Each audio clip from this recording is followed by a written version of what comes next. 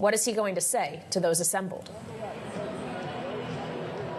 Yeah, hey, Kelly. So we're waiting for President Trump to take the stage. You can probably see it over my shoulder. It's already very loud here. We're in a suburb of Detroit, Macomb County, Michigan. We can't expect the economy to really be in focus here. I spoke to one county official who told me that this county is home to about 338 vehicle manufacturers that employ about 22,000 workers alone. And President Trump is hoping that he's coming with some welcome news from them when it comes to easing the impacts from his auto tariffs. He signed 2 executive orders in the air on his way over here to Michigan. The first executive order essentially prevents the so-called stacking of tariffs for automakers so that they wouldn't be hit with that 25% tariff on steel and aluminum as well as one example here. The second executive order gets a little in the weeds, but essentially it modifies how auto parts are tariffed by allowing companies that build and fully assemble their vehicles in the U.S. to apply for an offset of 3.75% on the total MSRP price of that vehicle over the next year. And this administration is really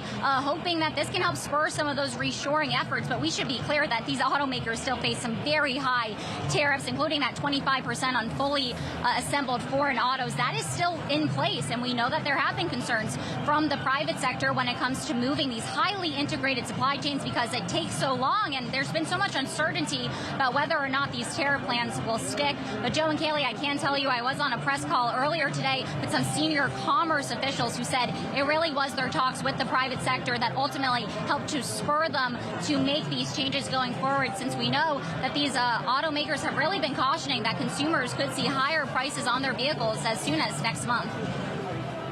Bloomberg's Tyler Kendall. Thank you so much, Tyler, with the signage reading 100 Days of Greatness across the stage. We'll get back with Tyler as we approach that speech. We'll bring it to you live later on Bloomberg TV and radio. This morning, a report claimed Amazon would soon display the cost of U.S. tariffs on products, eliciting strong reaction from the White House, with at least one news outlet reporting now that President Trump personally called Jeff Bezos to complain about the potential tariff display, only for Amazon to issue a statement rejecting the initial report. The president reacting to the back and forth before traveling to Michigan this afternoon.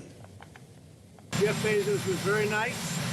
He was terrific. He solved the problem very quickly, and he did the right thing, and he's a good guy. The president confirming reports they spoke, and we bring now Bloomberg's Mike Shepard into the conversation. Mike, this is a pretty remarkable example, and with rapid response, the White House changing the tune of a major U.S. corporation. And the administration very much wants the U.S. to think that it had a role in changing the policy at this company. It's the signature e-retailer out there, and they want to make sure that other companies get the message, too, that if you try to speak out, if you try to show the cost of the president's tariffs program somehow leaking through to the public and impacting consumers' day-to-day lives, you could pay a political price for it. We heard Caroline Leavitt this morning calling the thought of doing so even a hostile and political act. Yeah. And yet many companies are grappling with this right now. We heard at the top of the program how GM and so many other companies are wrestling with the impact of tariffs on their bottom lines, and it's making it difficult for them to plan their businesses. Like, how do they pass those costs along to consumers, and how much do they actually eat those costs when it comes to their own profit margins and expenses? You know, this is a difficult calculation, and this is why you're seeing a lot of companies, not just GM, but Heinz and even Snap, saying that they have to pull back their guidance for the rest of the year simply because of all that uncertainty. All right, Bloomberg's Mike Shepard, thank you so much for joining us. Now, Canadian Prime Minister Mark Carney took a victory lap today after his party won yesterday's election, actually the fourth straight victory for the Liberal Party and for Carney by extension. Of course, part of it because of the country's response to U.S. President Trump's trade war. This is what Carney had to say about the status of his country's relationship with the United States. Our old relationship with the United States, a relationship based on steadily increasing integration, is over. The system of open global trade anchored by the United States, a system that Canada has relied on since the Second World War, a system that, while not perfect, has helped deliver prosperity for a country for decades, is over. Joining us now live from Ottawa is Bloomberg's David Gura with more. So, David, I would say the hard part is now behind Mark Carney, having secured this victory, and yet he's signaling there's still a lot of hard work ahead. How do we expect him to handle it? Yeah, you heard him acknowledging the historical import of this moment with some sorrow, the fact that that relationship has now been, as he sees it, irrevocably changed. And Mark Carney, the Prime Minister, is looking to other alliances around the world to take the place of the one that has been such a long-standing economic and security relationship between the U.S. And Canada. Mike Shepard mentioning a moment ago that President Trump was on the phone with Jeff Bezos. We know now he was on the phone with the Prime Minister as well, talking to Mark Carney. We know that because the Prime Minister's office released a readout saying that they talked by phone today. The leaders agreed on the importance of Canada and the United States working together as independent sovereign nations for their mutual betterment. We don't have a readout from the White House, but that's from the Prime Minister's office here in Canada. Of course, these were the two big issues during the course of this campaign as it was kind of reframed by Mark Carney when he became the Liberal leader just a few weeks ago. One focusing on, yes, the threats that President Trump has made when it comes to tariffs, the trade war that he initiated. The other having to do with threats on the sovereignty of this country. I look at that statement once more. It says the two leaders agreed to meet in person in the near future, and this will be a huge test here for the Prime Minister. On the course of the campaign, he said he planned to go to the White House, present his case to President Trump. Sovereignty was not something that was negotiable by any means. He never thought that President Trump was joking when he would talk about Canada becoming the 51st state. The way that he presented himself to the electorate here was somebody who is an experienced technocrat who ran the Bank of Canada, the Bank of England, brought that to bear and would bring that to bear in these conversations going forward, and really leaned into the fact that he would present a strong front when meeting with the president in Washington, D.C. So we'll have to see when that takes place. But as you point out, Kaylee, rightly, he has a lot of domestic issues to take care of as well. Yes, a huge and ambitious legislative agenda with a lot of fiscal spending he hopes to get through. At this point, he doesn't have a majority in Parliament, so he's going to have to do a lot of old-fashioned politicking here in Ottawa, working with other political parties to bring members of those groups onto the Liberal side to caucus with him when it comes to passing these big legislative initiatives. So we'll see how that goes here in the months ahead. David, thank you so much. Bloomberg's David Gura, it's been great having you in Ottawa this week. Back in Washington, President Trump has now signed an executive order easing the impact of his auto tariffs just hours before he hits the stage in Michigan with a live view on Bloomberg TV and on YouTube. We'll bring you those remarks later in the program and discuss the order with John Bozzella, President and CEO of the Alliance for Automotive Innovation, next on Balance of Power on Bloomberg TV and radio.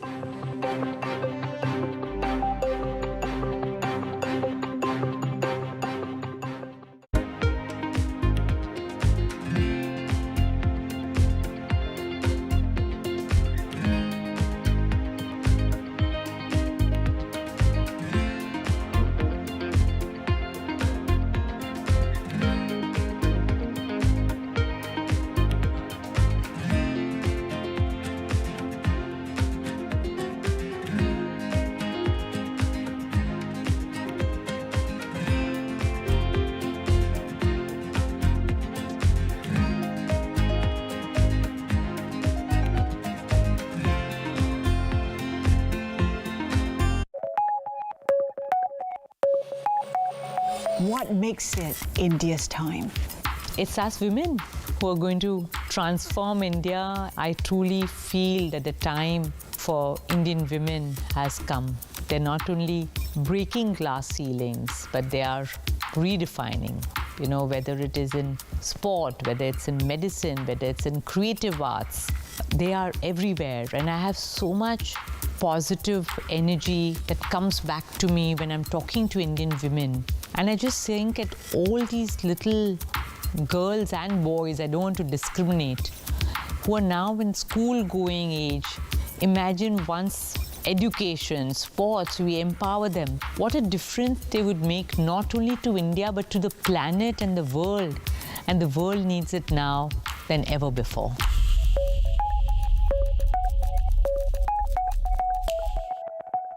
Listen carefully. Can you hear the rhythm in the markets? Not just in the syncopations triggered by inflation, but in the preludes leading to global elections, in the dissonance that moves the Nikkei, and the rising chorus conducted by AI. There's music in the markets, and if you want to learn to listen for it, we'll show you how.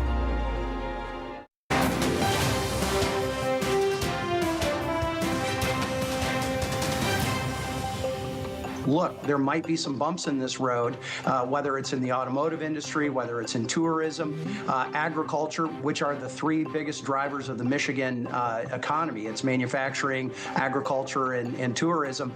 We're going to get to the end of this tunnel, and I think it's going to be optimistic.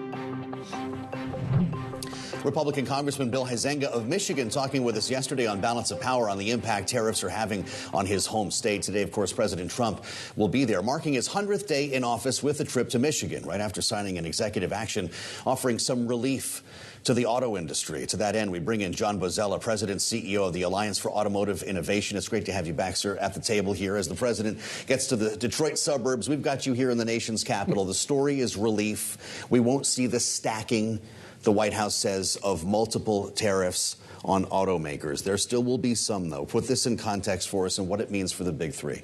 Yeah, it's a great question, and it's good to be back. So I think relief is the right word, right? And I think you'll see many companies will get some level of relief. And it comes really in this way.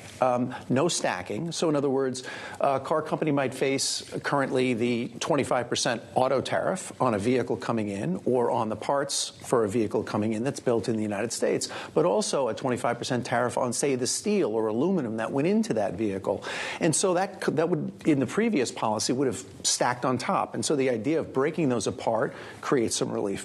I think the other thing that creates some relief is the opportunity for companies to get some credit for vehicles built in the United States, right? And then effectively to use that credit to manage the parts that are coming in to the United States or vehicles that are coming into the United States. So why is this? It makes sense, right? Because you can't change these supply chains and manufacturing facilities overnight. Well, and that's the messaging we're getting from the administration, is this is essentially allowing the automakers time to do the onshoring that they promised. But what realistic timeline are we talking about here, John? Yeah, so I think there were two important messages that we heard today, at least that I heard today. One was that, right? Let's give the industry some runway, some time to make the transition.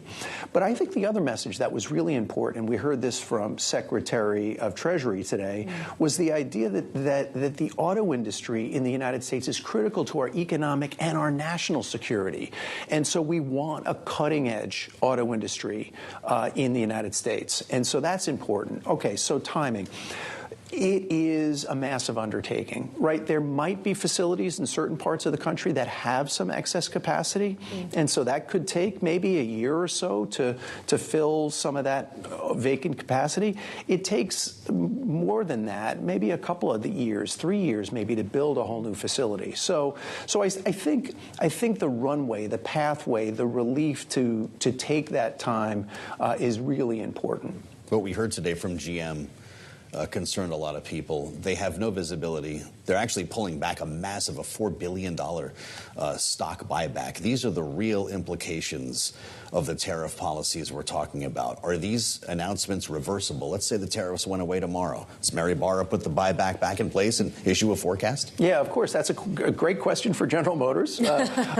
Look, this is the biggest challenge, is the uncertainty, right? We've got a lot of policy in flux.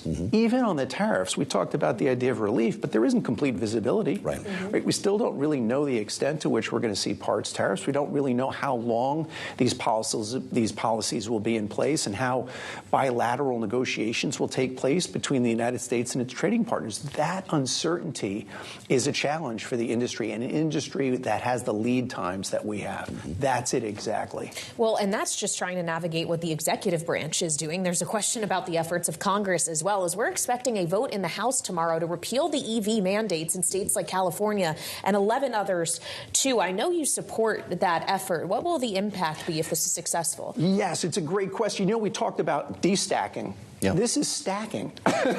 In other words, at the same time the Trump administration is looking to find a little bit of relief on costs that would be imposed on the auto industry through tariffs, we have this electric vehicle mandate in a third of the country that's imposed by California and states that follow California to require companies to sell EVs, which is sales are a good thing, but not if there aren't enough customers. So, for example, in New York State today, New York needs to be at 35% EV sales. So does California. In New York, the sales rate's about 10%. And so companies would have to do very challenging things in order to try and qualify for that mandate or make that work. What Congress is doing is they are looking at this regulation, this permission that the EPA gives to California and the other states to follow this, and they're considering whether that permission slip, that regulation, is acceptable to Congress. That's the vote that's tomorrow. A vote for this resolution of disapproval would eliminate this very onerous, unachievable rule. What it would not eliminate is California's ability to do another rule that might be a little bit more flexible, a little bit more achievable, which is not a bad thing.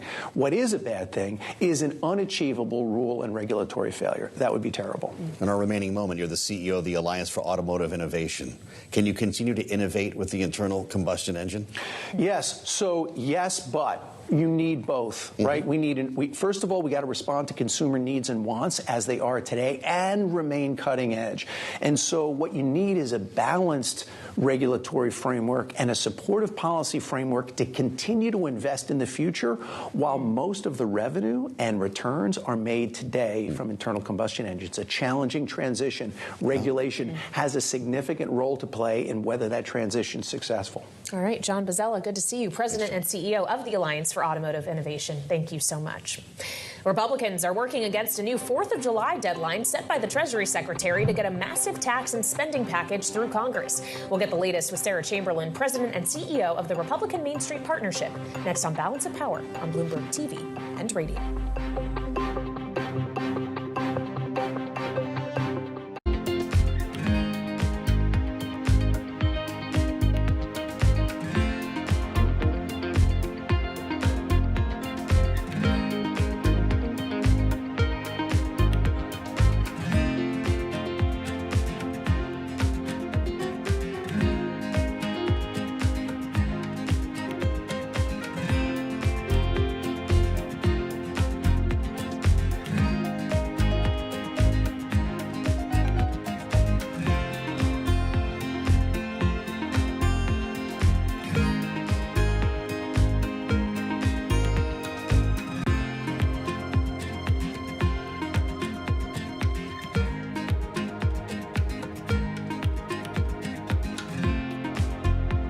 The names that move markets are on Bloomberg. Is Latin America policy also China policy for this administration? What we are trying to keep from happening is what has happened on the African continent. China has signed a number of these rapacious deals marked as aid. They've taken mineral rights, added huge amounts of debt. They're guaranteeing future generations are going to be poor and without resources, and we don't want that to happen in Latin America. Nobody covers business like Bloomberg.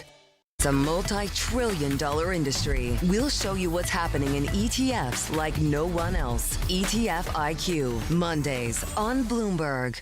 The names that move markets are on Bloomberg. We do not project recession in our assessment of where the world is headed. If we have this cloud of uncertainty coming lower and lower, making it difficult for the business community and for households to take decisions, we could have a self-inflicted injury that I guarantee you we would regret. Nobody covers business like Bloomberg.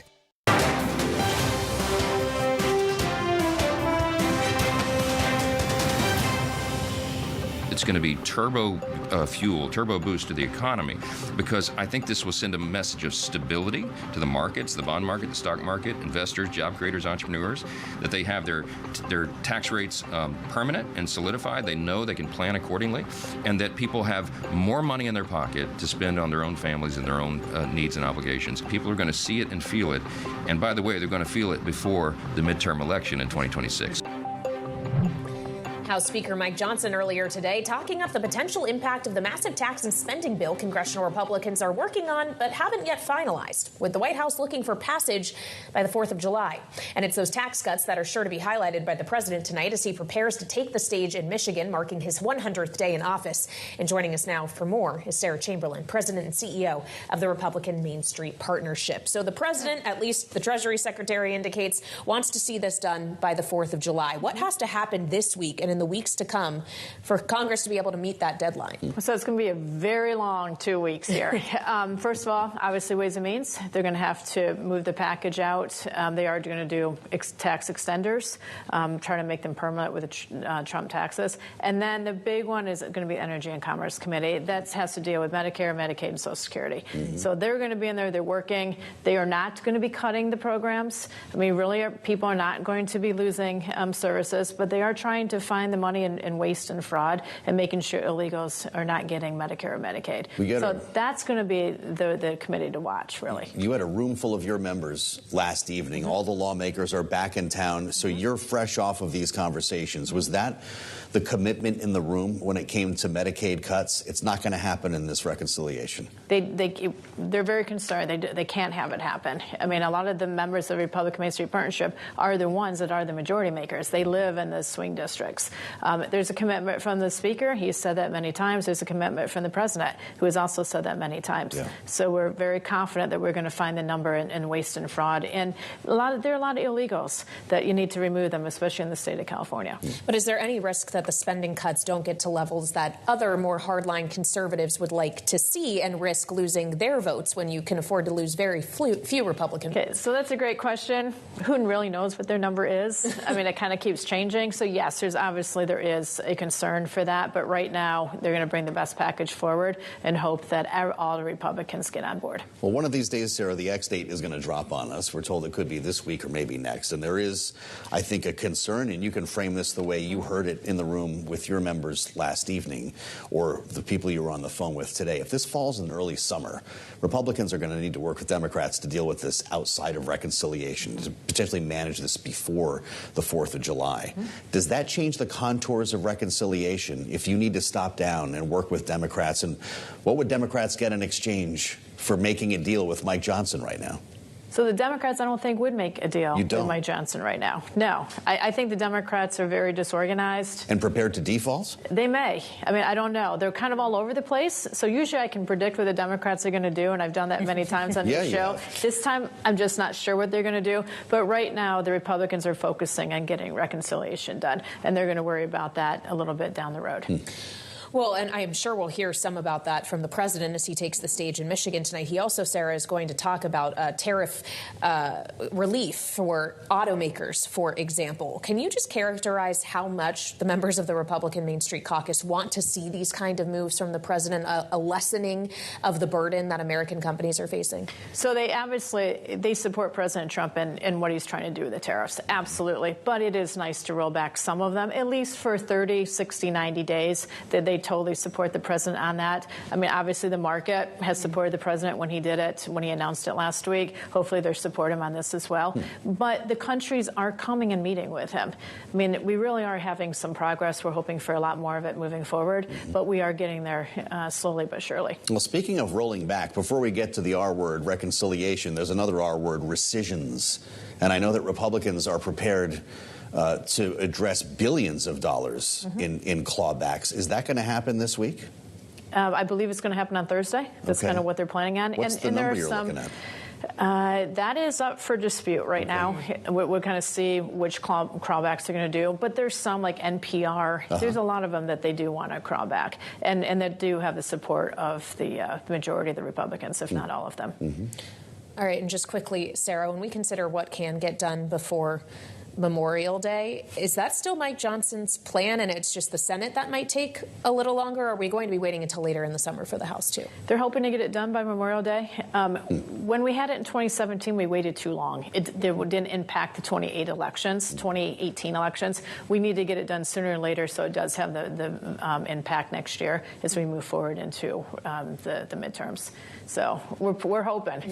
It's great having you back with us. It's always a clinic with Sarah Chamberlain. Thank you, President and CEO of the Republican Main Street Partnership, with us live in Washington. U.S. consumer confidence falling in April to an almost 5-year low due to growing pessimism about the economy, the labor market caused by tariffs, and we'll dive into the data coming up with Diane Swank, chief economist, KPMG. It's next on Balance of Power on Bloomberg TV and radio.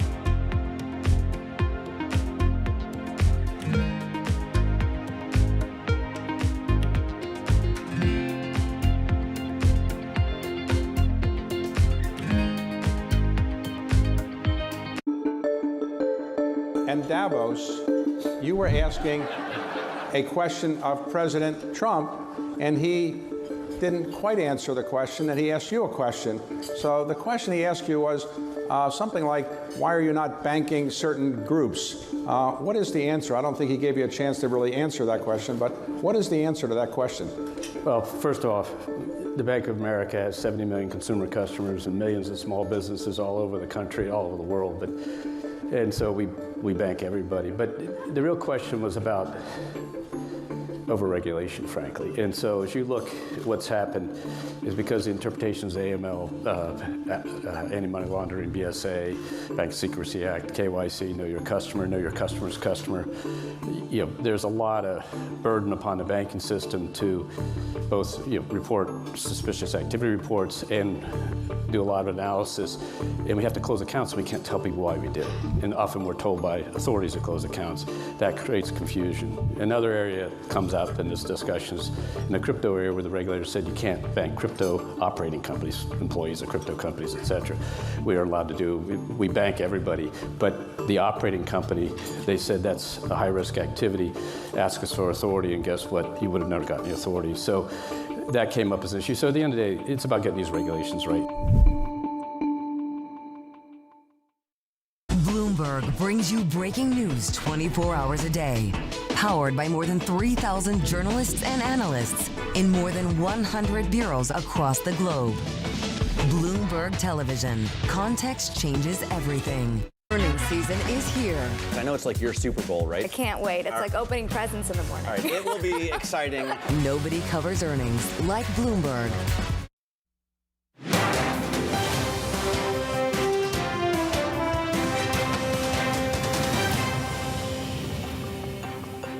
This is Balance of Power on Bloomberg TV and radio. Alongside Kaylee Lyons, I'm Joe Matthew with a live view on Bloomberg TV and on YouTube of the Macomb Community College. Warren, Michigan, the stage set for President Trump. Big sign behind the stage, the Golden Age. It reads he will be speaking, at least by the schedule, about 30 minutes from right now. The president marking his first 100 days in office with a return to the Rust Belt, the state of Michigan, Detroit suburbs. We'll be talking more about auto tariffs as we make our way through things here. Wall Street traders, meantime, cautiously adding fuel to the stock rebound, betting that corporate America will weather slowing economic growth, the whole tariff story, and all that despite a lower reading on consumer confidence. Let's get into it a little bit more from world headquarters in New York and Bloomberg's Romaine Bostick. Romaine? Yeah, I mean, when you look at the performance of this market, Joe, this year, really over the last 100 days, you can draw a straight line from the rhetoric coming out of Washington and what we're seeing on Wall Street.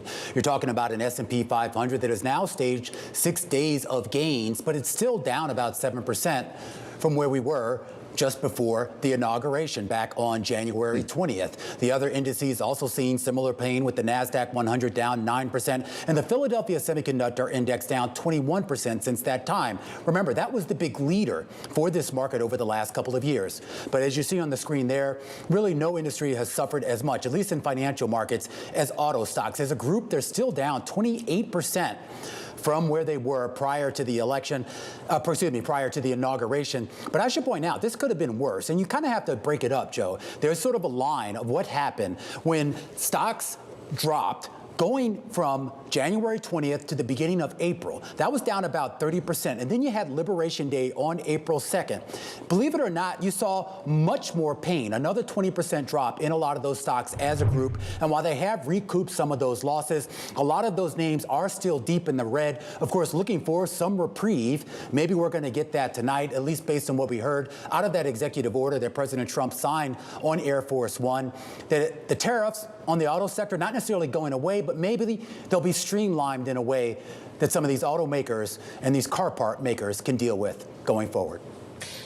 Well, and then there's a question of if other companies will get some carve-outs for themselves as well, like, say, for example, consumer electronics, keeping in mind we have yet to hear from some of those Mag 7 companies this week, Romaine, but their earnings are coming. Yeah, they're coming. They basically start tomorrow. You're going to get Meta and Microsoft tomorrow, Amazon on Thursday, and a lot of other big names in between. And that's going to give you a much better sense of how these companies are not only just dealing with consumer expectations, but also, of course, their own internal expectations. These are companies that have been spending a lot of money to move around supply chains, a lot of money to invest in AI and other things. And there's a big question as to whether they've pulled back from that. We learned a little bit from GM, JetBlue, Pfizer, and a few other companies out there that, while not necessarily in stasis, there are certainly dialing back things just a bit. The big question is, when you get to the Apples, the Amazons, the Microsofts, NVIDIAs of the world, these are the companies that have led our markets for the last couple of years and to a certain extent, Kayleigh, have led our economy. Are they going to pull back as well? Or do they have the cash, and more importantly, do they have the temerity to sort of continue to move forward with what they've been doing in the past? And do they think they can do so with a line to the president and his staff? All right, Bloomberg's Romaine Bostick, thank you so much. And we'll be checking back with Romaine just shy of half an hour from now when futures open. But first, we want to have more on the economic impact of President Trump's tariff policy and turn to Diane Swonk, who's chief economist at KPMG, here with us on Bloomberg TV and radio. Diane, obviously, we got some data in hand today, some soft data in the form of consumer confidence, the worst we've seen since the spring of 2020. Then you also had trade data that suggests that import front-loading purchasing of goods in advance of tariffs hitting was severe and could have implications for GDP tomorrow. Which metric concerns you the most? Well, they're all concerning, and I think what we're seeing is just the fact that we've had the disruptions we have already set the stage for more disruptions, even with the reset today, with some, basically these new executive order eliminates some of the stacking of tariffs so that one tariff isn't stacked on top of the other, particularly for the auto industry, but only for certain parts of the auto industry as well, and that's important. What we're looking at is that, you're still facing the risk of empty store shelves by the end of May. You're still going to have some inflationary impact with trade with China. There could be some deals announced very soon with Argentina and places like India. That is a very small percent, 3% of our imports, so that's not going to make a big difference in terms of how the tariff situation affects it.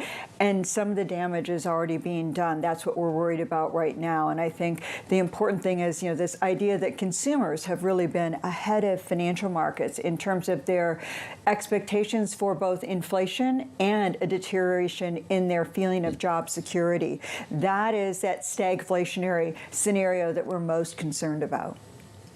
Well, if uncertainty, Diane, is the buzzword here, we heard from the Treasury Secretary earlier about this very issue. He showed up very early in the briefing room, Scott Bessent, sharing what he expects in terms of less economic and trade uncertainty moving forward. Listen to how he put it.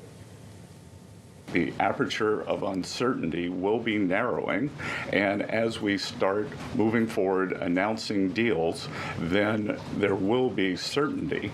But certainty is not necessarily a good thing in negotiating. Well, I'm sure the markets don't appreciate that. Diane, I'm trying to think of what I'm supposed to ask you this evening that's different from last week and the week earlier when you joined us. The fact of the matter is, this is abstract talk, right? Nothing for the market and nothing for the economy technically has changed. Exactly, and that's something that, is sort of, you see the market sort of grasping onto something to sort of, rally and feel good about something, and we want to feel better, and we want to have this situation resolved, but the speed and pace and sequencing of policies has really has negative economic consequences, and consumers are saying it, but we're also seeing it showing up in other things like the Dallas Fed survey, which showed prices went up and economic activity fell. Again, that sort of stagflationary kind of a combination. We're seeing that showing up in a lot of soft data. The question is, when do we see it in the hard data? On the GDP data, you asked me about that, we're going to see probably a negative print on the first quarter because of this panic to front-run tariffs. But then there's a consequence, there's a payback to that also. But we're seeing in consumers as well. They're buying vehicles ahead of tariffs as well, and then that pulls demand forward. So this is not a good situation in terms of what it means for the economy.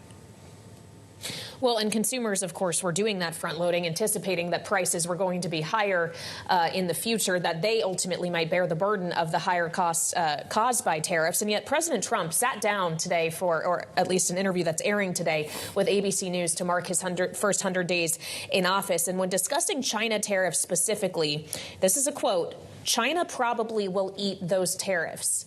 Diane, is that how this is going to work? we already know what's happening. It's starting to show up in prices. It's happening. It's showing up in costs. That is, it'd be nice to say another country is going to pay the tariffs. They are going to pay a price. They're losing production. There's no question that they pay a price as well. But the actual cost, the burden of having empty store shelves is going to be on our side of it, because we literally can't even, these tariffs are so prohibitive, we can't even bring them in. And that begs the question of, do you want these tariffs to decouple? Do you want to de-escalate and use them for revenue raisers? Or are they a negotiating tactic? All of those things together sort of lead to the law of unintended consequences. New reading on GDP tomorrow, Diane. Will it show contraction? I think it will. We're adding up with negative 0.4%. That's sort of, flat line, but actually in the red by a little bit. And trade alone could shave 2.93% off of growth. But even the consumer, we're looking for a consumer that slows from a 4.2% pace in the fourth quarter, which was stunning, and a really bang up end of the year, a very strong December coming into this year with heat. And we're looking at 1.4% growth in consumer spending, even with the surge in vehicle sales that we saw in the last week of March. So that's not exactly a spectacular economy. Well, and that's the data we get Wednesday. Fast forward to Friday and a non-farm payrolls report, Diane. What are you expecting to see? What would constitute as a concerning number for this labor market? Well, we're expecting around 130,000 in terms of the payroll numbers. It could actually be weaker than that. What we don't know is how much of the hiring freezes that we're hearing about, because that in and of itself can be a negative for the payroll report, because if you're not hiring up when you usually do. We think the bulk of the hiring freezes really show up in May, and the layoffs, we expect red ink by May or June in the employment number, but this is still going to be a very difficult number in terms of, we think the average earnings numbers are going to be up only 0.2%, up 3.8% from a year ago, the same that we saw last month. It's still not in the negative, but there is a risk that it's very weak. Great to have you back, Diane. Diane Swonk, Chief Economist, KPMG. We thank you as always. We're rounding out President Trump's first 100 days in office. He's set to take the stage in Michigan. Tonight, we'll discuss how his administration is marking the milestone as we assemble our political panel next on Balance of Power on Bloomberg TV and radio.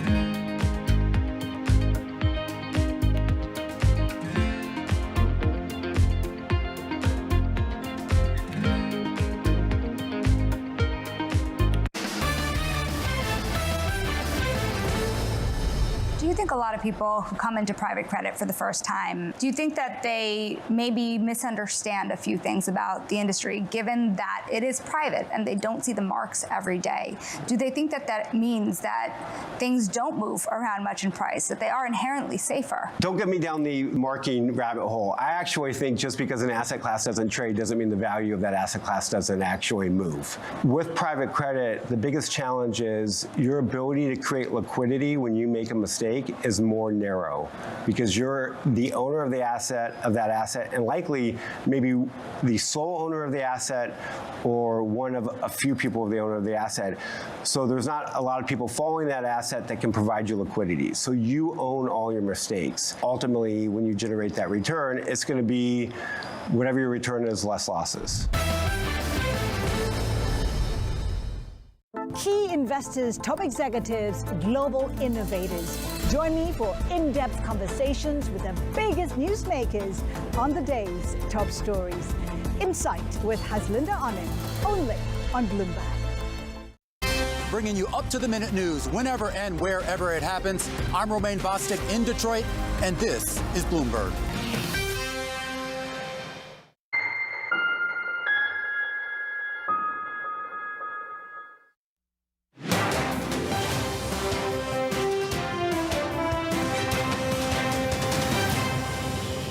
The golden age of America begins right now. I will sign a historic executive order instituting reciprocal tariffs. My fellow Americans, this is Liberation Day. China, 67%. They're sending fentanyl to Mexico and Canada. You're not in a good position. You don't have the cards right now. One of the most important initiatives is DOGE. We're going to be cutting taxes, and it's possible we'll do a complete tax cut. I have a great relationship with President Xi. I hope it's going to stay that way. We are finally going to be able to make America great again, greater than ever before. We'll look back at President Trump's first 100 days of his second term as the president prepares for a big rally tonight in Michigan for what the administration is billing as an achievement speech. Joining us now with their analysis as we look ahead, this evening's panel, Bloomberg politics contributor Jeannie Shanzano, political science professor at Iona University, our Democratic analyst, alongside Republican strategist Lester Munson, co-head of international practice at BGR Group. Lester, it's great to have you. Jeannie, it's great to have you as well. As we look forward to this rally, we're going to bring it to our viewers and listeners live. Lester, you will live through it with us. An achievement speech, says the White House. What has he achieved? Well, there's been a lot of activity. Mm-hmm. I think he's got a record number of executive orders. That's true. He's probably got the most use of adjectives of any president in recent memory. He's created a lot of news, good for Bloomberg. And so I would say there's probably a lot to talk about. I thought you'd reach for the border, to be honest. Well, like in a more serious vein, yes. He does have probably some good stories to say on the border. On tariffs, maybe not so good. Not exactly working out as he planned. So I think it's been a mixed bag, and his polling numbers probably reflect that a little bit, but there's certainly been a lot of activity, and it's been very exciting. Adjectives. Well, when we consider this prospect, though, Jeannie, that he does have arguably a very good story to tell on immigration and border statistics, a lot of that has been drowned out by his policy efforts elsewhere, whether it's downsizing the federal government and DOGE under Elon Musk, or the market chaos that has ensued because of tariffs. Has he actually undermined perhaps one of his strongest messages? He absolutely has. I mean, the numbers on the border have gone down, but the problem is, as usual, the administration overread their agenda and support. And so as opposed to just methodically deporting people using due process and the law, they've overextended themselves. Then they go with this tariff situation, right? So they have taken steps where it is hard to imagine what difference there would have been had Donald Trump just come in and focused on lowering costs and securing the border. His numbers would probably be way up. But you know the numbers are down, and you know it's not good news when Lester is reaching for adjectives as a positive on the 100th day mark. What do you make, Lester, of grasping the 100 days as a point of communication in this White House? They've sort of seized on this in a way that you and I are the ones, Kayleigh and Jeannie, talking about this from our side of the glass, if you will. Is this going to be a new right for every administration to seize on the first 100 days and actually call to be judged, which was really what they're doing? Well, I saw Governor Pritzker of Illinois make some very political statements in the last day or two, and I think he's trying to do a similar thing and kind of capture some of the energy that Trump has and say what you want about the results. And some of them, on tariffs, really not good. Other things have worked out.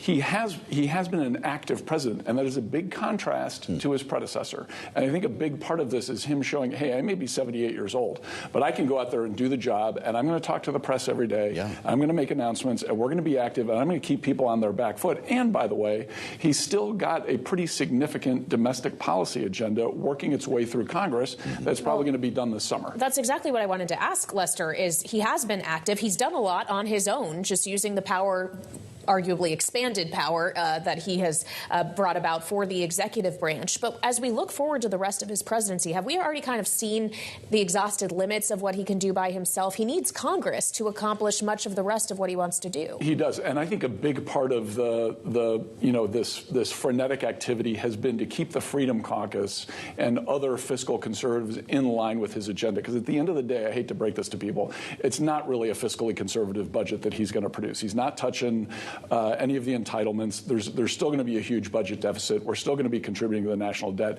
He wants to make it look like he's a big budget cutter, and DOGE does that for him, and it keeps the Republican Party united and supporting his agenda, which he's going to need through the summer. Once that's done, I think there's going to be a little more flexibility in the system. Jeannie, should Democrats be doing more here? If the White House is dropping a marker on 100 days, they've got everybody watching this. There'll be roadblock coverage of this rally tonight. Where's the official Democratic response? Why not the party treat this like a State of the Union? You know, when they are going out there and celebrating, as Donald Trump said today, his greatest accomplishment is the economy, and yet you look at poll after poll, he is underwater. 6 out of 10 Americans telling CNN that they are afraid of the future of the economy, that they disapprove of what he's done. Democrats don't have anything to say and should not. They should let him do this because they are voicing their concern, which is why Donald Trump went out yesterday and said that the pollsters should be investigated. He is sort of doing something that we accused Joe Biden of. I certainly did last year, which is trying to tell people they don't really feel the way they feel. Mr. President, people are very nervous about what you've done to the economy in a short 100 days. So Democrats have nothing to do with that except to merely sit back and hope that when the next election comes, they can pick up enough seats to stop the bleeding that is going on. Well, Jeannie, when we consider, though, that Democrats, while Donald Trump isn't going to have to stand for re-election again, at least we don't think he intends to, arguably the polls don't matter to him very much for that reason. They may matter more to others within his party looking at elections in 2026, elections that Democrats also will be competing in. So do they risk missing a moment here to recenter the messaging as they try to, or they want to be able to wrest some control back in the midterms? You know, I think Democrats are going out. Lester just mentioned Pritzker was out this weekend, but I don't think they should be counter-programming things like this rally tonight. I think it is enough for Democrats to sit and just wait and see what the Congress is able to do here, because I am not confident they're going to be able to pull together the constituents they need to pass this reconciliation bill without touching entitlements. And that is going to be a big problem for Republicans. So, yes, the Democrats have problems of their own, but they pale in comparison to a president within 100 days who has managed to take a fairly robust economy and make the world incredibly nervous about the future, and have a newly elected Canadian prime minister saying they are looking elsewhere, to have Europe saying they're not going to look to the United States for security, and to have 6 out of 10 Americans say they're frightened for the economic future. So Democrats didn't do that. Donald Trump did. And Democrats have to wait to get power back before they try to work on their own economic agenda. Well, Jeannie and Lester, you survived the whole campaign with us. We've heard a lot of speeches. We've done a lot of rallies together. We survived Milwaukee and Chicago, followed by the first 100 days. So, Lester, which Trump do we get tonight? Is it the weave? Are we back on the campaign trail, or does he make some real news? Unclear to me. I think he's trying to pivot a little bit towards a different zone. He sees his numbers going down a little bit, even if he wants to investigate the pollsters. I think he realizes he's got a little bit of a political problem here he needs to address. He's got to keep the Republicans united for at least through the summer. So this is gonna be interesting gymnastics for him. It's not. He can't go out there and bang on the table anymore. That act seems to have passed. So he's gonna maybe this is his flex. This is his pivot towards maybe a more mainstream, a more sustainable message for the next 3.5 years. Jeannie, if you had to take the over-under on this speech running over an hour, would you? I'm sorry to say, Kaylee, I would. I think he will go. You know, one thing about Trump, and Lester mentioned this earlier, he loves to talk. He loves to be with people. He loves to talk to reporters left, right, and center.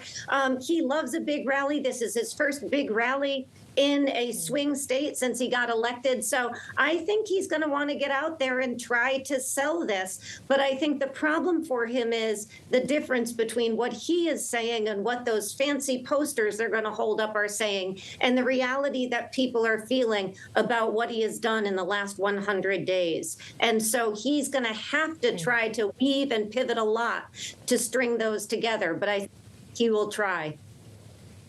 All right, Jeannie Shanzano and Lester Munson, thank you both. They'll be back with us later on this evening as, again, we could be in it for the long haul here. Our extended edition of Balance of Power on Bloomberg TV and radio continues as we walk up to President Trump's rally in Michigan.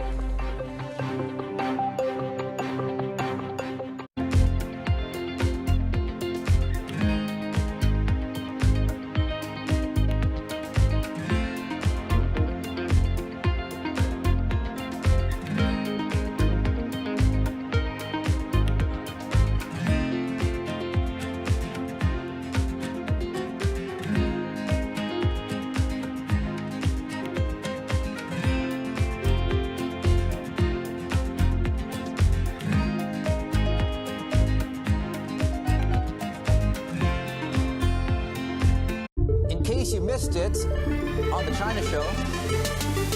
President Trump has called Wednesday Liberation Day, and that seems like liberation from the rules-based order on trade. We're seeing a lot of orders being canceled, particularly on product being sourced out of China. There's a threat to seeing a shortage of certain products because, look, China's our #1 supplier of footwear. When I got this job 15 years ago, it was 88% of our volume to the U.S. It's now 56% of our volume. But the fact of the matter is, most of that volume is for price-conscious consumers here in the States. One of the things you see here when you talk to suppliers and buyers is that this essentially gives Asia and Africa to Chinese supply chains an influence, because now as American firms have to focus more on the home market, the companies and organizations with the money to invest in new areas, that will be mostly Chinese money. Don't miss the China Show live every weekday. U.S. tech is influencing global markets. Technology is driving business across Europe. Companies in Asia are betting on tech.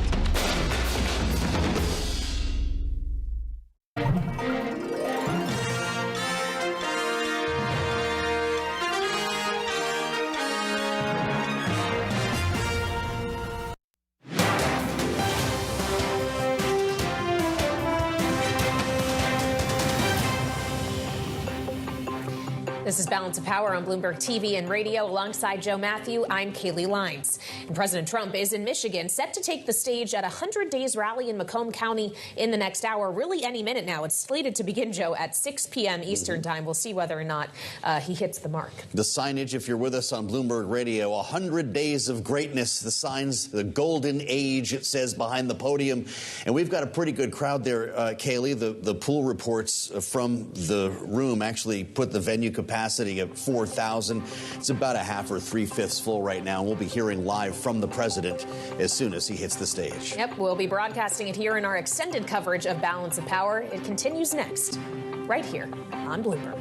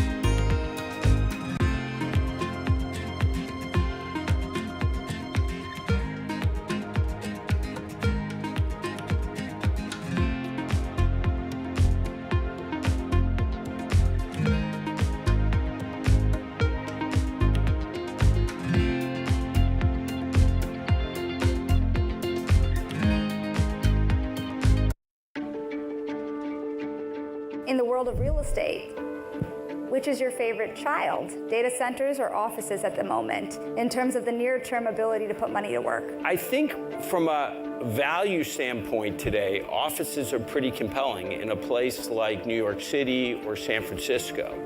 Because in New York, you have financial services firms who are growing rapidly. You don't have any new building.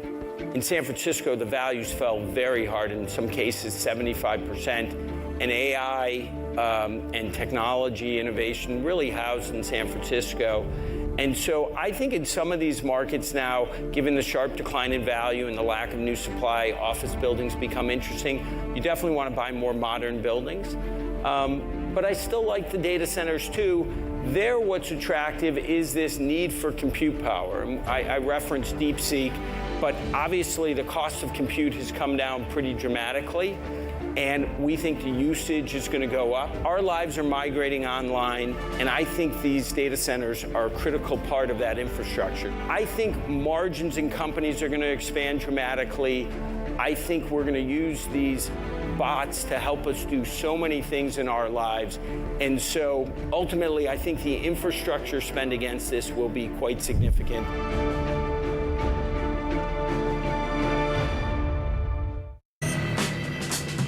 All right, let's cut right to it. This is Bloomberg's new show, Primer. Technology is $1 trillion game. Won, lost, won again, just by backing the right science at precisely the right moment. My life has been focused on how can you elicit intelligence from brain cells in a dish. This is the fundamental building block of our fusion technology. We're doing things that have never been done by anybody, ever. Everyone is selling the future. If you want to understand what's coming, you'll want to watch Primer, because details matter. Lasers on? So do lasers. There we go.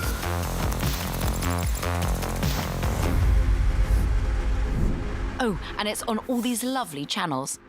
Hope you're jotting this down. What is going to be the consequence for U.S. markets? We are basically deep in the European earnings season. Take a look at how we're faring when it comes to Asian markets. U.S. jobs numbers are released. Bloomberg has the report under surveillance with crucial data and expert analysis at terminal speed. Nobody covers Jobs Day like Bloomberg.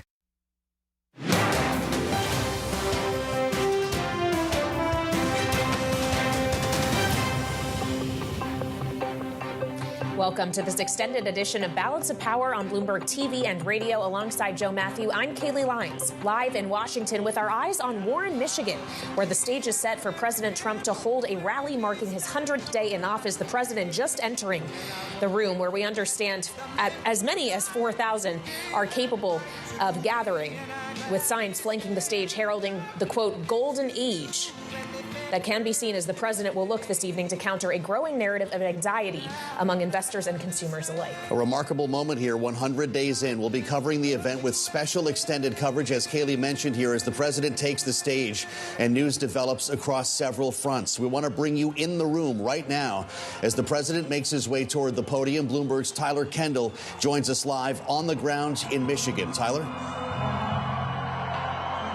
Yeah, hey, Joe. Well, President Trump walking in here now. It's very loud in the room, as you can hear, as we're expecting him to take the stage right over my shoulder. And as I look around the arena, all of the messaging on the wall tonight has to do with President Trump's economic priorities.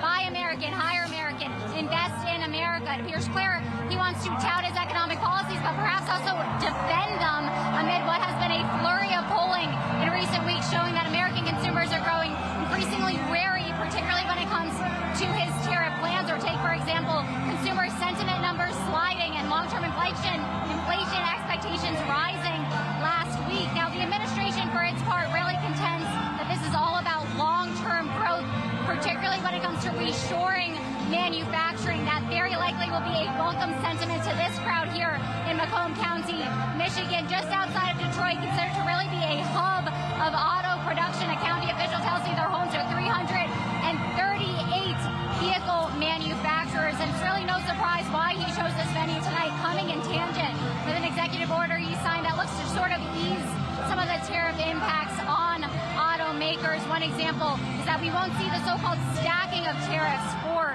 automakers, so they won't have to pay that 25% tariff on steel and aluminum goods as just one example. And I can't tell you, I've been walking around the crowd, I've been talking to some of the people here, and many of them do say that they have the patience for President Trump's economic and tariff policies because they want to see more manufacturing, particularly here in Michigan.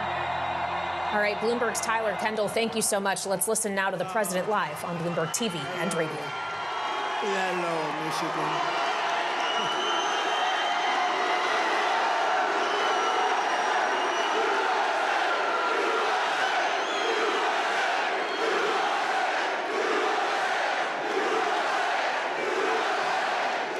Thank you very much. Hello, Michigan. Hello, we love you, Michigan. We love you. We just had the biggest victory in Michigan. They said, sir, it's going to be hard. Well, we won it twice.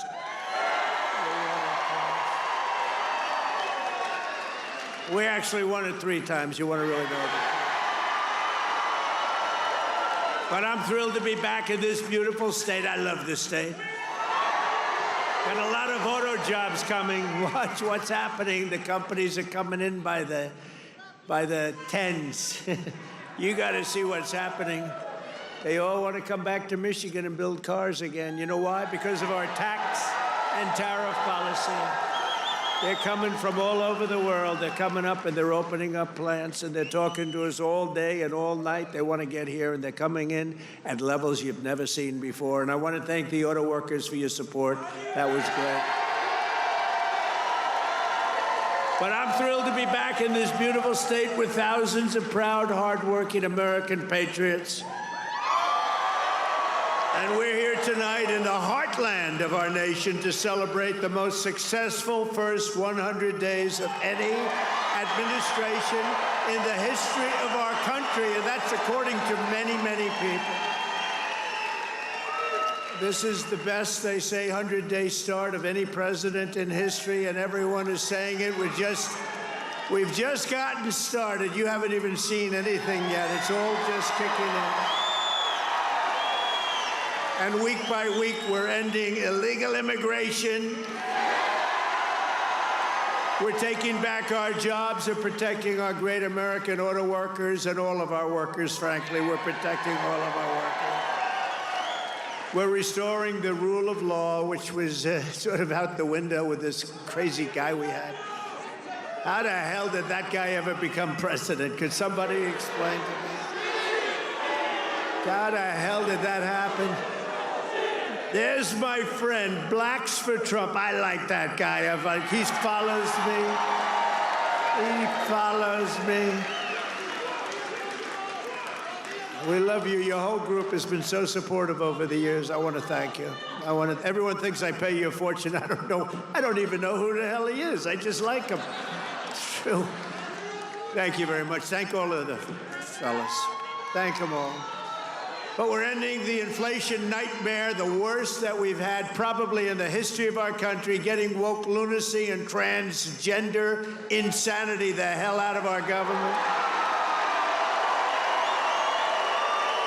We're stopping the indoctrination of our children, slashing billions and billions of dollars of waste, fraud, and abuse.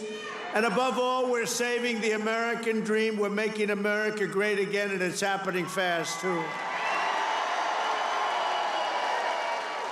What the world has witnessed in the past 14 weeks is a revolution of common sense. That's all it is, really. We're conservative.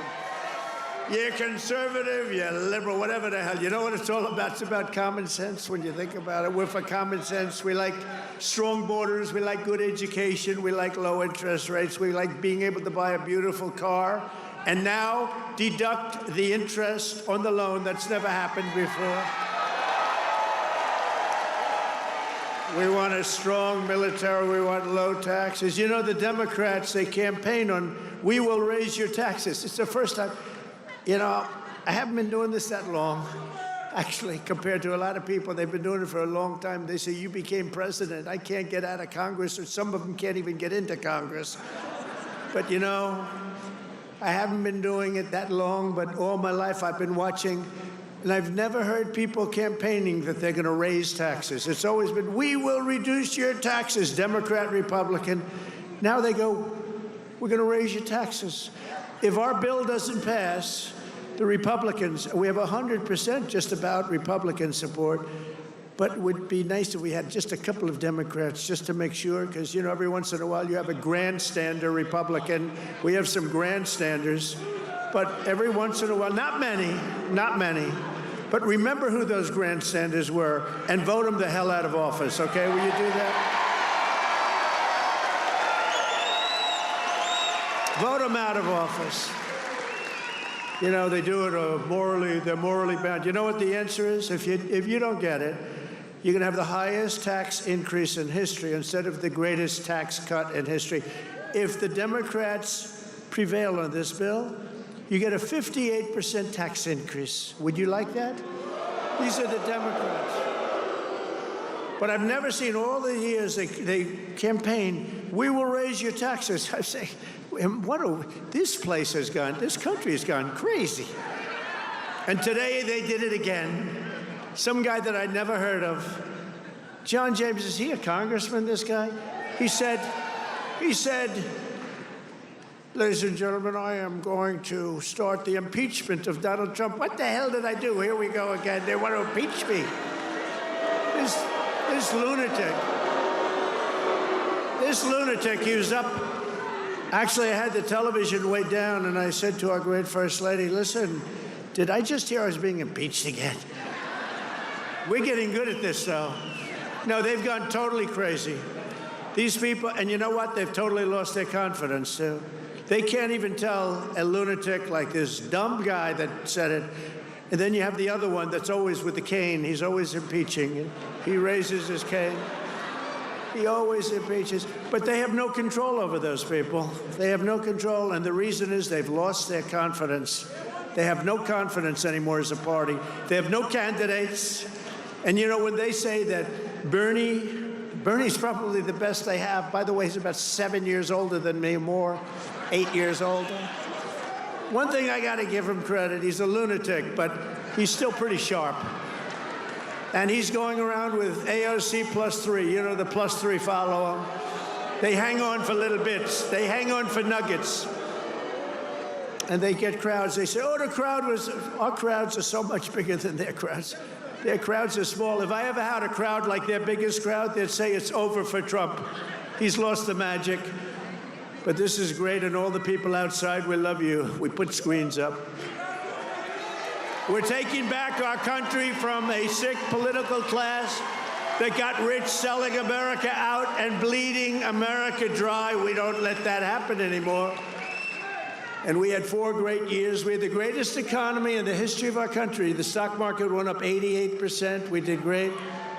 And we're going to do better now, because now we learned a little bit. After years of leaders who sent your money to defend the borders of distant foreign nations, that's what we did. We'd fight for other nations, but not for ourselves. You finally have a president who is defending our borders and our nation.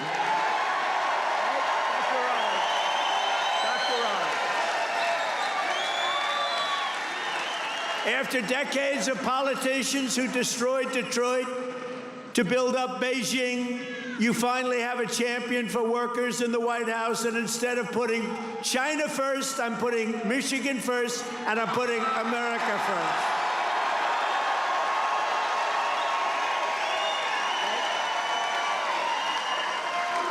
After a lifetime of unelected bureaucrats stealing your paychecks, attacking your values, and trampling your freedoms, we are stopping their gravy train, ending their power trip, and telling thousands of corrupt, incompetent, and unnecessary deep state bureaucrats, you're fired. Get the hell out of here. You're fired. Get out of here.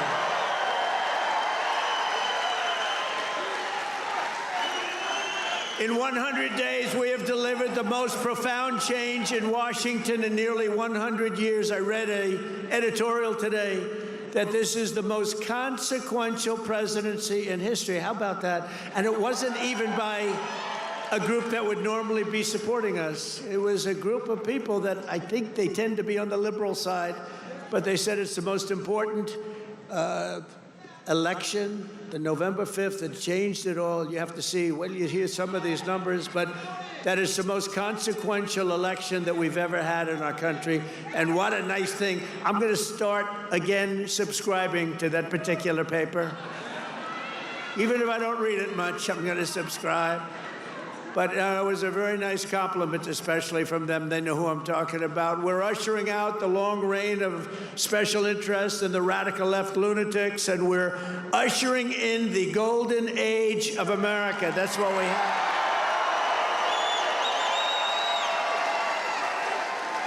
Right? Front row Joe.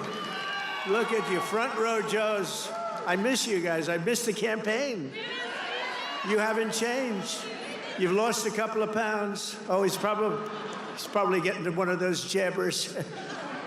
You've lost a couple of pounds. You look good. And I have Mr. Wall here. This guy. How many rallies have you gone to? Like hundreds, and we love him here. The Wall. One day I'm going to get that suit and I'm going to wear it on stage. We appreciate it, fellas. Great. Thank you.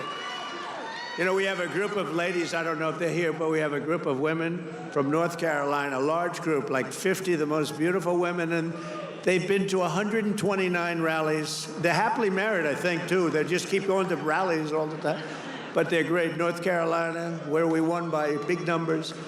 Nowhere has this transformation been more dramatic than our southern border. You have seen a change on your southern border that Sleepy Joe said couldn't happen. Sleepy Joe, the worst president in history, said it couldn't happen. The last administration engineered a massive border invasion, allowing gangs, cartels, and terrorists to infiltrate our communities and rape and murder our citizens, and that is being nice about it. That's actually being nice about it. They are the worst. But standing before you today, I can proudly report that this heinous betrayal is over and that we have achieved the most secure border in American history by far. In American history. For 2 months in a row, we have now set all-time records, and this is by the media, the fake news media, which most of it is fake.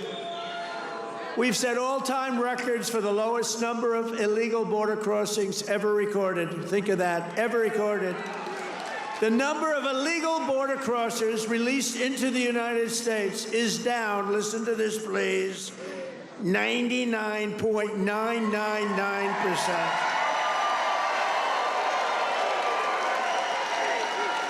Think of that, 99.999. 3 people got in. 3. And I got angry as hell at Tom Homan. How did you allow 3, Tom? I called up Christy. Christy Noem's doing a great job, Tom Homan. I said, how did you allow 3 people? No, they allowed a few in for medical reasons. They had a couple of were very sick. The ones that got in were really very sick, and we had to take care of them, but it was a few people.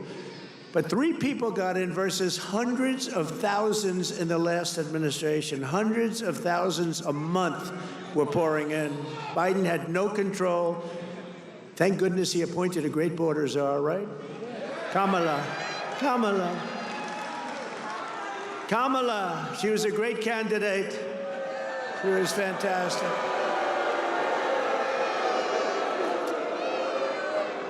Joe Biden was down 35 points. The debate was not a good one for him. He said, you know, if I didn't debate, I could have gone all the way. He was down 35 points, and they decided to replace him. Nothing ever happens like what happens to me. It never happens to anybody else. I had to beat 2 candidates, so he's down. This is like you're in a fight. Dana White, the UFC, you're in a fight, and you're just beating the guy so badly, and they say, oh, let's put in another fighter. That's what happened.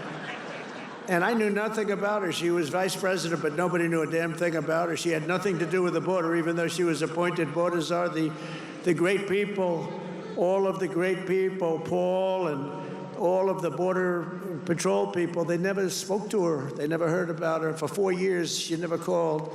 But there's never been such a difference in anything as the difference between the border today and the border what it was just 6 months ago. So I want to say congratulations, America. It's about time. If we had not won the 2024 election, oh, does that sound good, right? We won the 24, all that work.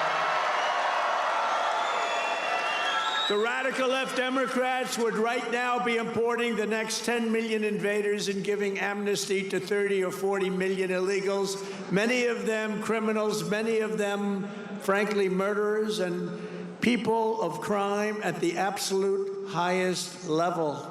Real bad people. It would only be a matter of years or months until America itself became a failed third world nation. That was happening to us. We were going to be a third world nation. I'll tell you what, if these guys won, if this group of radical lunatics, and by the way, Biden, we find out that whoever operated the auto pen was the real president, and Biden knew nothing about it. You know, he had a group of radical left guys who were very smart, and a woman, a particular woman. Very, very smart people. These are not stupid people. These are sick people, but they're not stupid people. And they were very smart. What they're best at is cheating at election. They cheat on elections. That's their single greatest trait. They cheat like hell. And let me tell you, they tried to cheat on this election, but we made it too big to rig. Remember? Too big to rig. They tried. I watched those numbers. We had Elon with us. Elon is a smart guy. Elon was with us. Elon Musk. And I was sitting with Dana White and Elon Musk, and I'm watching the numbers in Pennsylvania, and we're winning so easily. Then all of a sudden it flatlined. And I said, I think they're cheating again. Look at this. What's going on? I think they're cheating again. And Elon looked at us. He goes, no, you're going to win. They just don't know it yet. And about 15 minutes later, we won, sort of crazy. I'll never forget. You're going to win. They just don't know it yet. But you know what? We made it too big to rig. It was too big. Starting on day one, I deployed the U.S. military to defend our country from the invasion of our border. I shut down all migrant flights. Do you remember when we're talking about people coming in, they're trying to deny it, okay? So people are flowing in. They say, no, I don't see any people. It's like, what's wrong? But then we saw airplanes going overhead. We said, what the hell are those airplanes doing? Big Boeing 757s were traveling right overhead, loaded up with people. I say, where the hell are those planes going? They were loaded up with migrants coming in illegally, flying in by plane, paid for by the U.S. government. I'll tell you, they are sick.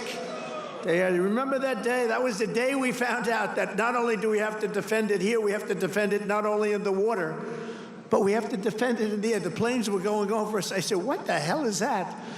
I banned all welfare to illegals, and I signed an order that will end automatic citizenship for the children of illegal aliens. No citizenship. For years, Joe Biden and the media told us that stopping the flood of illegal immigration was absolutely impossible. He said it was impossible. He didn't know what the hell anybody was talking about. He said it was impossible, that the president had no power to stop what was needed in the form of legislation.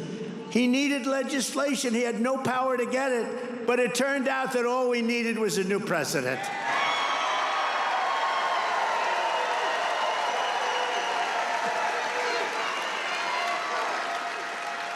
Within days of taking office, I signed the Laken Riley Act. Laken Riley, beautiful Laken Riley, who was killed by an illegal immigrant, viciously, violently killed. But I signed the Laken Riley Act to facilitate the expulsion of dangerous criminal aliens, and when necessary, we had to put them in jail. We couldn't take a chance that they'd come back in again. In recent weeks, ICE, who are great, these people are great, has arrested dozens of child rapists, along with murderers, kidnappers, drug traffickers, and thieves, and frankly, people from mental institutions. We've designated 6 murderous Mexican drug cartels as foreign terrorist organization. We have also designated 2 bloodthirsty transnational gangs, MS-13 and Trendiaragua, TDA. They've been designated the highest level of terrorists, and that lets us do a lot of things that you wouldn't be able to do. We got to get them out of here before they kill more people. They've killed plenty. My administration has increased arrests of known and suspected terrorists by 655%. Is that okay? We tried to get it higher. We tried to get it higher, but the courts are giving us a hard time. Can you believe? You know, I won on the basis of, I think the number one thing was on illegal immigration, the border, the people pouring across our border that are from all over the world. They're unbelievably bad. In many cases, unbelievably bad people. I think that was the number one thing. And now the courts are trying to say that, you know, that doesn't matter. I don't think it's going to be allowed to stand. Democrats have vowed mass invasion and mass migration. We are delivering mass deportation, and it's happening very fast. And the worst of the worst are being sent to a no-nonsense prison in El Salvador. Why don't you watch this? Watch this. Take a look.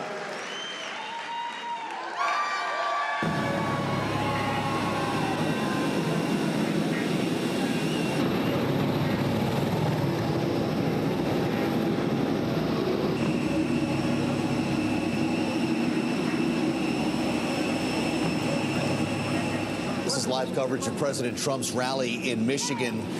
With live sound from the podium, the president is now cueing a video that supporters are watching, several thousand with him in Warren, Michigan, as he drills down on the issue of immigration, mass deportation. Having spoken to border security at length now, we're seeing a video that involves, Kaylee, the arrest of some of the gangs that he has mentioned, Trendiaragua and MS-13.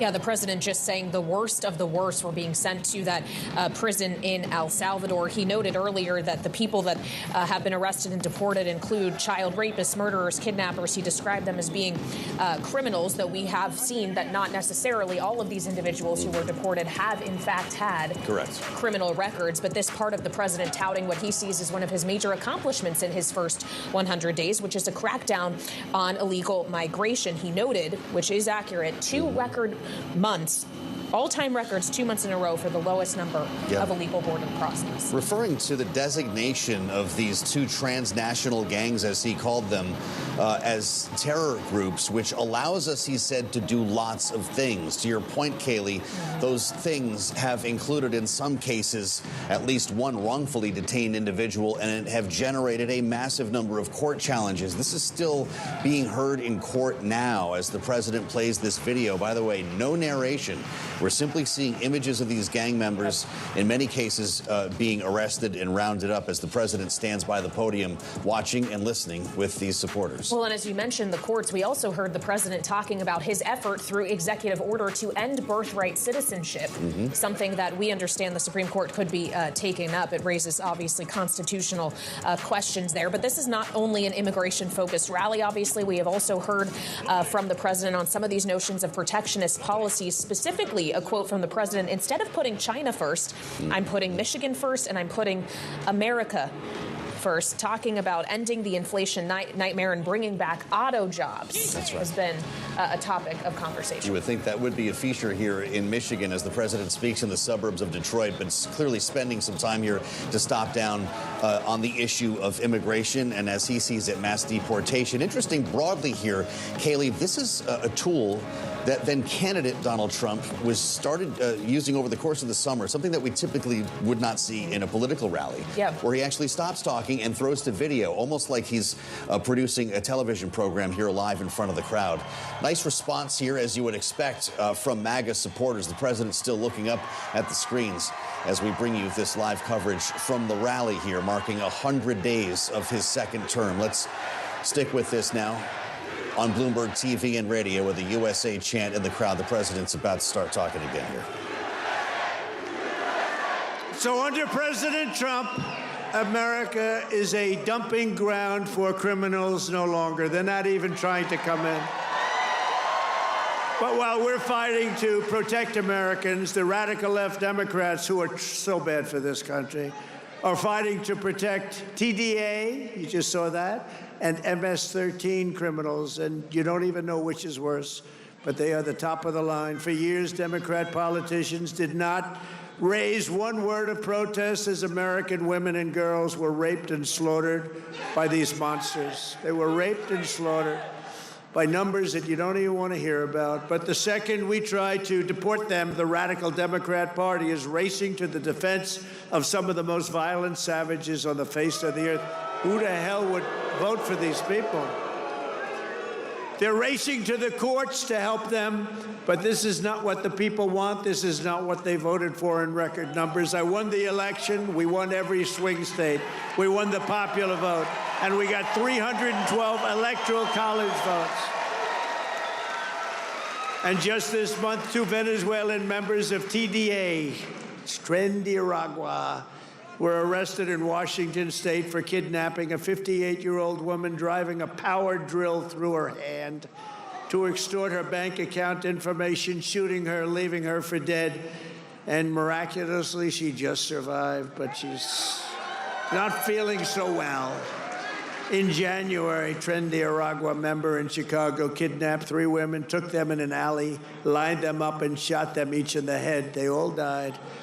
And the FBI recently assessed that these vicious gangs have been sent by the foreign regime in Venezuela to foment violence and instability in the United States of America. Can't let that happen.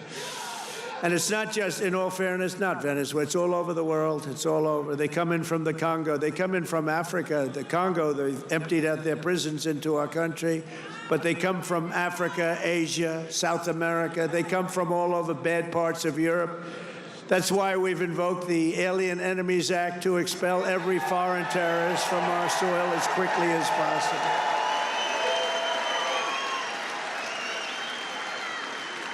Never forget the same people that we now claim we're just not taking this crap anymore. We can't. They're claiming that we're not allowed to deport illegals, and they're the ones who orchestrated an 8-year campaign to jail their political opponents. Do you know what I mean? They want to jail.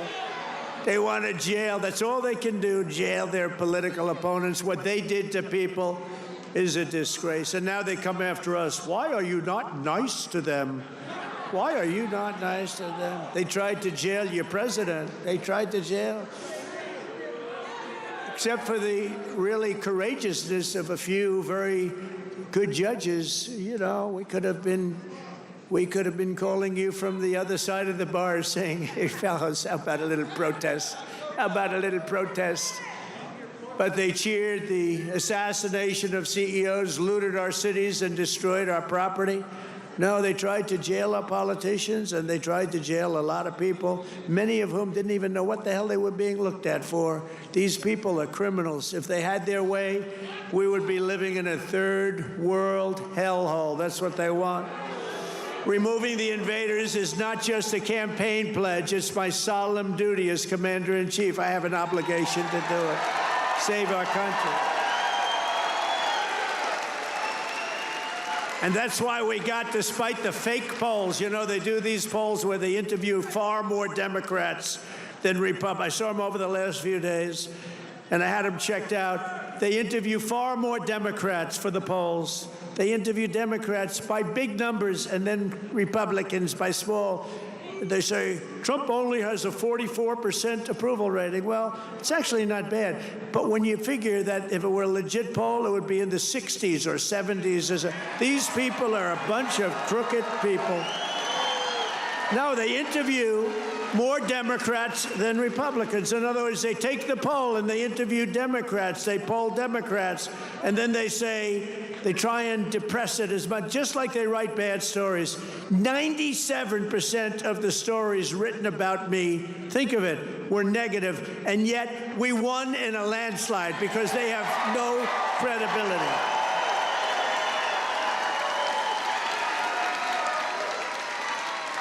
And also, we cannot allow a handful of communist, radical left judges to obstruct the enforcement of our laws and assume the duties that belong solely to the President of the United States. Judges are trying to take away the power given to the President to keep our country safe, and it's not a good thing. But I hope, for the sake of our country, that the Supreme Court is going to save this, because we have to do something. These people are just looking to destroy our country. Nothing will stop me in the mission to keep America safe again. It's very simple. Keep America safe again. And our first 100 days have also produced historic results in the battle to defeat Biden's inflation disaster and bring jobs and wealth back to America and bring them back to Michigan, okay? We want to bring them back. As an example, since I took office, the cost of eggs is down 87%. Now, what? You remember a few weeks ago, before Thanksgiving, before we heard about it, I heard about it a long time ago. Before Thanksgiving, I heard about it. And then I was hearing that I wasn't president. This guy was barely president. Nobody knew, was he president? Who the hell was president? To this day, I say it was the one that operated the auto pen, but what do I know? But I was hearing about eggs, and then all of a sudden we have a great election victory. And my first week in office, they start screaming at me, "What about the price of eggs? Eggs, eggs." I said, "I've only been here for 6 days. I was there 6 days." I said, "What's wrong with eggs?" They said, "The price of eggs has gone through the roof, and you won't be able to have them for Easter." So I put a very capable Brooke Rollins, who's our wonderful Commissioner of Agriculture that you know in Michigan.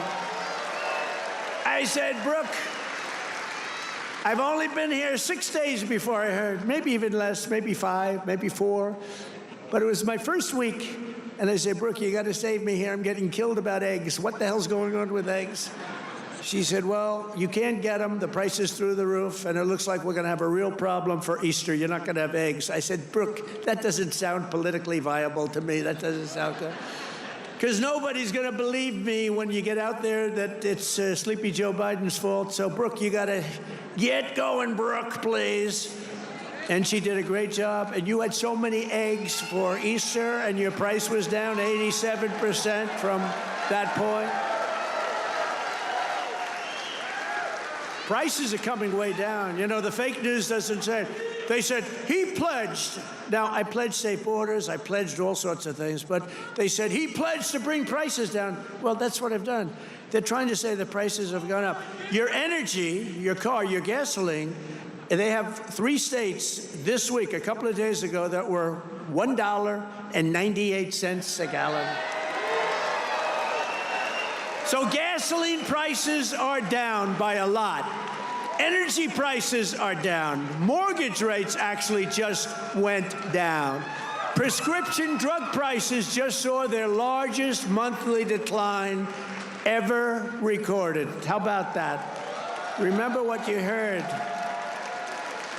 Prescription drug prices just took the biggest plunge ever since they've recorded the prices, which have basically gone up, except for my 4 years. They did pretty well. But we got to know that system. The system is a bad system.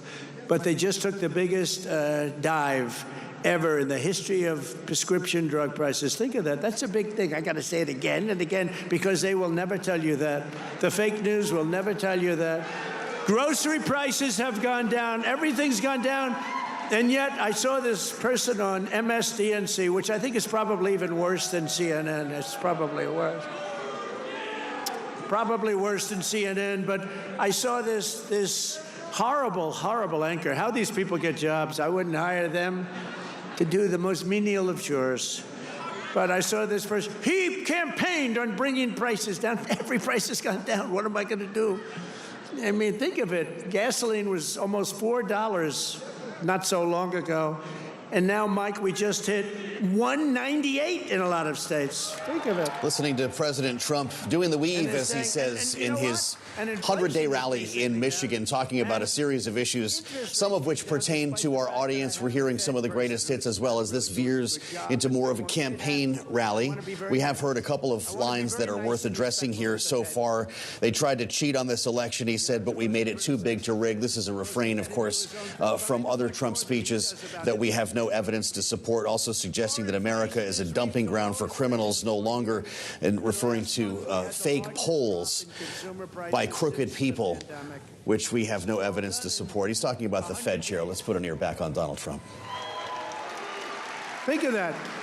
This is all done in 100 days. But when you watch the fake news, you see fake polls. Again, they poll more Democrats than Republicans. Democrats aren't going to say, I'm going to vote for Trump. And we still got 45, 44%. But on the legitimate polls, I think we're in the 60s. I think we're in the 60s or 70s or something. In 3 months, we have created 350,000 jobs. Think of that. For the first time in recent memory, job gains for native-born Americans now exceed job gains for foreign workers. This is for the first time, and nobody even knows when, Americans now are doing better than foreign workers. How about that? I mean, that's okay. I want everyone to do well, but that's okay. And to curb inflation, we're cutting a record number of job-killing regulations. We beat in the 4-year first administration, which was a tremendous success. We cut more regulations than any president in history, including 2-term presidents, including Roosevelt, who was more than a 2-term president. We cut more regulations than any president in history in 1 term, and now our 2nd term. And, you know, I don't know why. It was so important to win because they used to say, the fake news, to be a great president, you have to serve 2 terms. So now we're going to serve 2 terms. Now they've taken that one. Cross. Right? Right, Dr. Oz? Cross that one off. Cross that one off. No, they say it all the time. When I was out, they say, well, they go on through.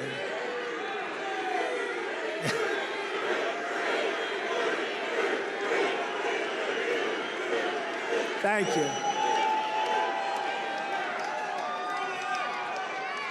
Thank you. Sure. But we've ended the radical left. Well, we actually already served 3, but if you count. But remember, I like the victories. I like the 3 victories, which we absolutely had. I just don't like the results of the middle term, the results. I don't want those results, John. I don't want those results. What results? What a disgrace. If we would have had this group for another year, we wouldn't have a country left. I really mean it. I don't think we would have had a country left. And now we're respected all over the world. They're coming from all over the world to see you, President. They're coming from India. They're coming from France. They're coming from Spain. Yeah, they're coming from China, too. Yeah, they're coming from China. They're coming from all over the world to see you, President. They want to make a deal. They want to make a deal. And, you know, we'll make deals, but we don't have to. We are the ones that have the product. We are the ones at the United States. They want a piece of our product. We can just set the price. But I want to be respectful and I want to be nice. But if it takes too long, I'll just set a price. Say, you could buy or you don't have to buy. We lost, think of this, we lost billions and billions of dollars a day. Billions, not millions, billions of dollars a day. And under Sleepy Joe Biden, what's better, Crooked Joe or Sleepy Joe? Ready? A poll, a free poll. Because these pollsters are so corrupt. This is a real poll.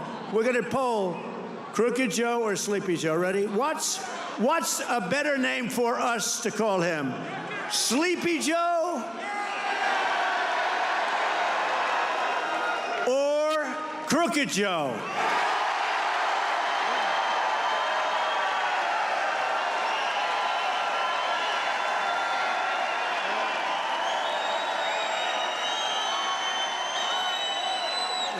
I'm not surprised. It happens. I sort of loved Sleepy Joe, you know, just had a nice ring to it.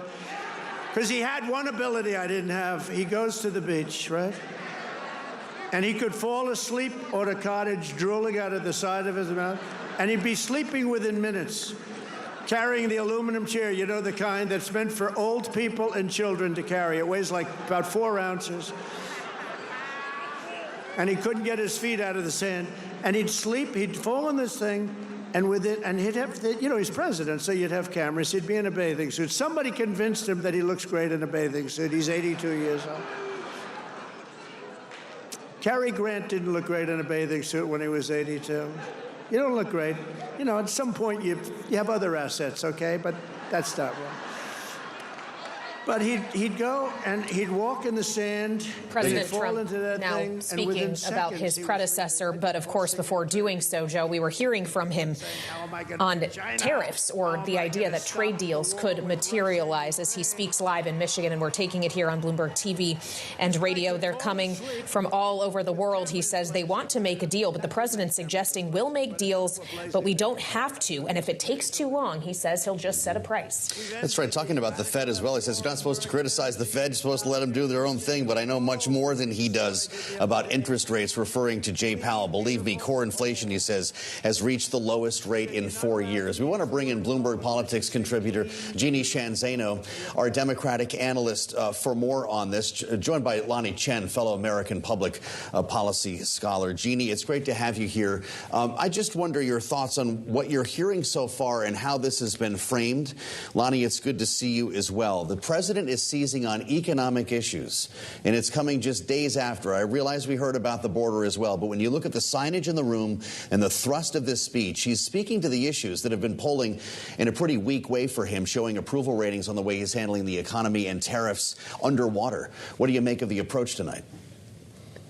You know, I'm sitting here listening, and the reality is that you can hear with his constant attacks on the pollsters that he is well aware that he is underwater now on the economy, that his support and approval in terms of his handling of the economy has dropped in this last 100 days. And that's why he's attacking the pollsters. And I think he's really missing an important opportunity. This is his first time on the road since he became president, his first big rally in a swing state to explain to the American public this thing that he cares so deeply about, which is tariffs. He reiterated again to these interviewers in the last few days. He is deeply committed to this tariff regime.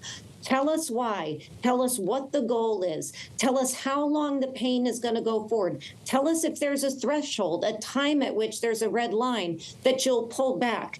He's missing that opportunity and spending a good amount of time attacking the Democrats, relitigating the 2024 election, and so on and so forth. So to me, I think he is missing an important opportunity to grab the bully pulpit and pull independents and moderates and people who voted for him, who are now frustrated and telling pollsters that, along with him, for this tariff regime in particular. Well, Lonnie, chime in here, because before he got to the subject of tariffs, he spent a good deal of time, in fact, brought a video to highlight his efforts on immigration and the border. Is that actually the strongest argument he's able to make to this crowd and the American people 100 days in? Well, if you look at the public opinion survey research so far, it is immigration as the issue where the president is earning the highest marks. I think the goal of the speech tonight was to make the case that the administration has moved on the two issues that I think Americans elected Donald Trump to deal with. One was the border, and the second was the economy. Now, obviously, there's a lot of ancillary stuff that comes with any President Trump speech, but that is really the core of the argument he's trying to make, for example, on prices, that they've done things to address the issues that Americans care about. And I think they're trying to respond in some ways to a critique that they haven't said enough about prices and that they haven't said enough about the accomplishments at the border. So this is in some ways a valedictory speech. This is an opportunity for the president to make the case.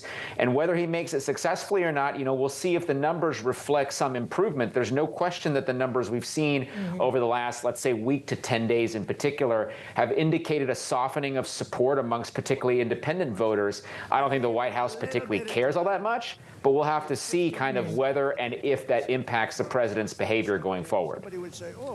Well, the president right now is talking about auto tariffs, so let's listen back live to his rally in Michigan here on Bloomberg TV and radio. But just in case we can't get everything in time, we gave them a little bit, so it's 15% of the parts, and then it's 10% of the parts. We give them a little time before we slaughter them if they don't do this right. They're going to make so much money. They're going to have so many jobs. No, but jobs are way up. Jobs are way up. We're pleased to be joined tonight by Brian Panebecker. Do you know who that is? Of the auto workers for Trump. And Brian is a union guy, loves the unions, loves everything, but he knew that Trump was right. Brian, come up here, Brian. I got to see Brian. Look at the arms in this guy. Look at the arms. Thank you, Mr. President. Thank you, Mr. President. It's a great honor to be here on your 100th day in office of your second term.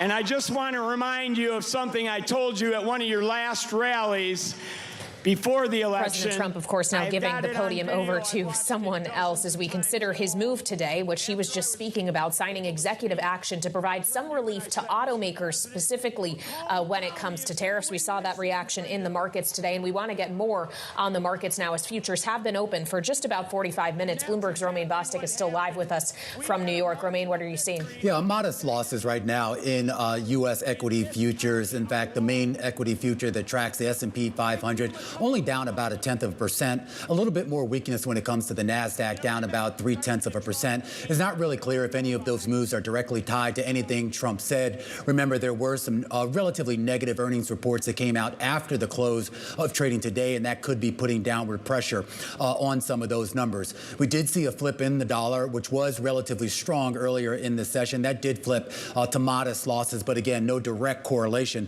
to what Trump is saying. I do just want to address a few things that he did say on stage there about economic conditions, because the market, to a large extent, is kind of waiting to see more hard data on those economic conditions, and we do start to get them tomorrow, Kaylee. A GDP report scheduled to be released at 8:30 a.m. Washington time that economists, at least those surveyed by Bloomberg, expect to actually show contraction. That means that the economy was in decline, at least for one quarter. We're also expected to get a non-farm payrolls report, jobs numbers on this Friday, that is also expected to show a decline from the previous month here.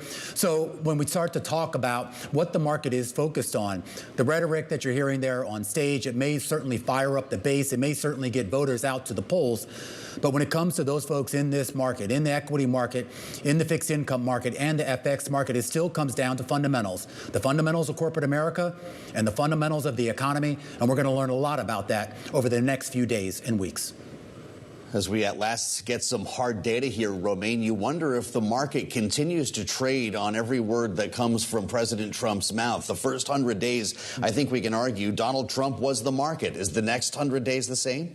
I think so. I mean, Bloomberg has interviewed several people, Bob Elliott, who used to work at Bridgewater, several other folks, prominent folks in the Wall Street community.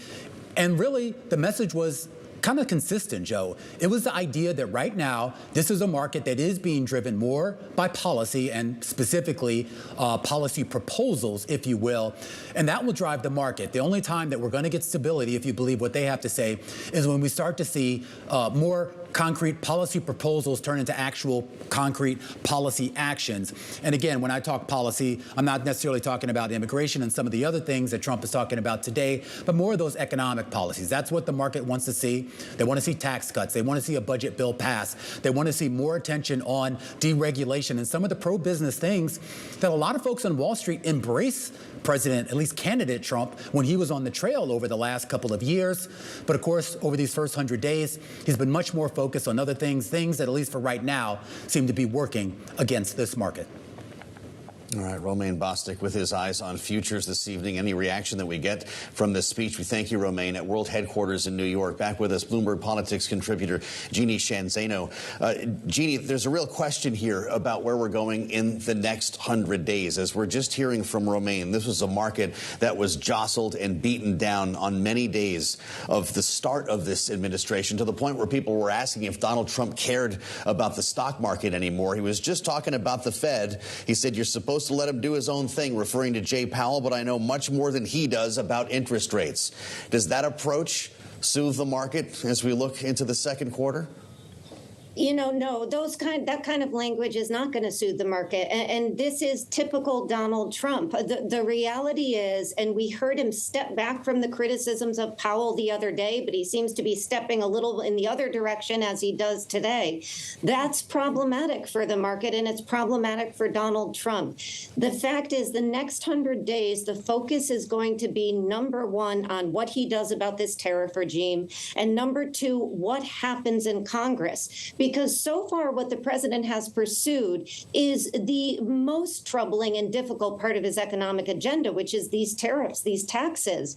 If he isn't able to get Congress to approve the other part of his plan, which is much more to the liking of many people, deregulation, making sure to extend the 2017 tax cuts, maybe cutting the deficit, whatever they can get through reconciliation if it passes. If he doesn't get to those goodies, he's going to have a real problem on his hands, as will the American public and the market. So I think that's the next 100 days. And that's why, to me, this seems like a real miss. It may be attractive to the base to go out there and talk about, Joe Biden, Kamala Harris, but that's very much about the past and what's happened in 2024. People are worried about what's happening now, and that is what Donald Trump is responsible for leading and explaining. So he's really got to grab the bully pulpit and do his job as president and tell us what he's going to do going forward to address the concerns that people have about what he's done in the last 100 days.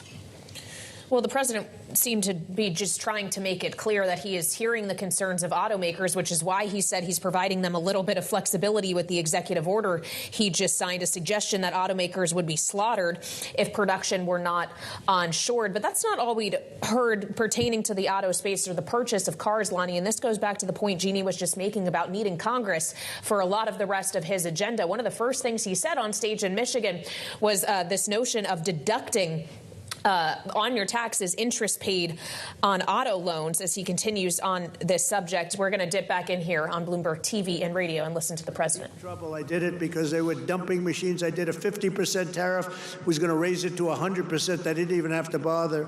They became a tremendously successful company overnight. They were ready to close. They came to me with tears in their eyes in my office early on, first term. And we're doing it now at levels never seen before, and the results are going to be even better, because we've been abused by friend and foe. And in many cases, friend has abused us more so than foe on trade. So I want to just let you know you're going to be very proud of this country very soon. And with my China tariffs, we're ending the greatest job theft in the history of the world. China's taken more jobs from us than any country has ever taken from another country. And that doesn't mean we're not going to get along. We get along with China. I mean, their tariff now is at 145%. So essentially, that's a big difference between that and zero. But I think it's going to work out. They want to make a deal, and we're going to make a deal, but it's going to be a fair deal. It's not going to be a deal that we lose $1 trillion a year like they did with Biden. That guy was so bad. He was so bad. Under Biden, and remember this, we were losing $5 billion a day on trade, and now we're making money. We're actually making money instead of, do you know what $5 billion? Think of it, Mike. How many pillows do you have to make to lose $5 billion? You can make them for 1,000 years. No, we were losing $5 billion a year. Now we've got it where we're making money, and the tariffs haven't even really kicked in. The 25% on cars have. But you know what that means? That means that you're going to make the cars. We don't need the cars from outside. When they say, oh, sir, we want to send you a lot of cars, I said, we really don't want your cars. We really don't want. We want to make our own cars. That includes Canada. That includes Mexico, who have taken tremendous a tremendous amount of our business. Canada's taken off a tremendous, like 10, 12%. Mexico is 32%. They took 32% of our car production. We don't want them to have that. We want that. Why are we giving it to them? Why are we subsidizing Canada $200 billion a year? Why are we subsidizing Mexico for $300 billion a year? There's no reason for it. I'm proud to be the president for the workers and not the outsourcers, the president who stands up for Main Street, not Wall Street. You know, I like Wall Street. I like Wall Street. I have a gorgeous, beautiful building on Wall Street, 40 Wall Street. Anybody? You want a little space? I'll get you some space real quickly. Now I've got one of the most beautiful buildings in the world on Wall Street, but I still like Main Street because you're Main Street. I want Main Street over Wall Street. And we want to protect the middle class, not the political class. That's all. I haven't done this very long. We want to protect our people. You know, this is the greatest, when you think about this, look, here we are, it's not even like election, it's after the election. And you have crowds like this, and to have them. We're going to do the commencement at University of Alabama. And they just called and they said, it's going to be the biggest crowd we've ever had we've never had a crowd like this. And I'm doing it at West Point, and they called and said the same thing. We love West Point. We love University of Alabama. We love Alabama. You know what I won Alabama by? Like almost 50 points. So when they called and they said, would you like to do the commencement? I said, okay, I'll do it. But they're going to have the biggest crowd they ever had by maybe 4 or 5 times. They told me, thanks for all of the things that we've done and to our policies. Trillions of dollars are now pouring into the United States because of common sense, just common sense. Apple, great company, was building everything in China. Now they just announced that they're spending $500 billion to invest in America, not in China. My friend Jensen from NVIDIA, they're spending, you know what NVIDIA is? They're spending $500 billion. TSMC, the biggest chip maker in the world by far from Taiwan, they're spending $200 billion in the United States. Amazon, $21 billion. Johnson & Johnson, $55 billion. The Mac, $20 billion. Merck, Stellantis, General Motors are putting in billions and billions of dollars, and many other companies. And as a result of our policies, for the first time in modern history, more Americans believe that our country is headed in the right direction than the wrong direction. They have a poll, a crazy poll, probably a fake poll too, so I don't know, I don't care. But first time ever, I think ever, that they're saying the country is headed in the right direction. Has never happened before. I don't know why. But we've accomplished more in 3 months than most administrations accomplished in 4 years or even 8 years, and we're just getting started. Believe me, we're just getting started.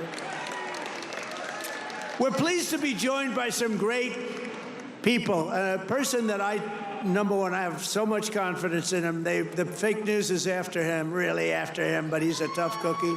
They don't know how tough he is, Secretary of Defense Pete Hegseth. Pete.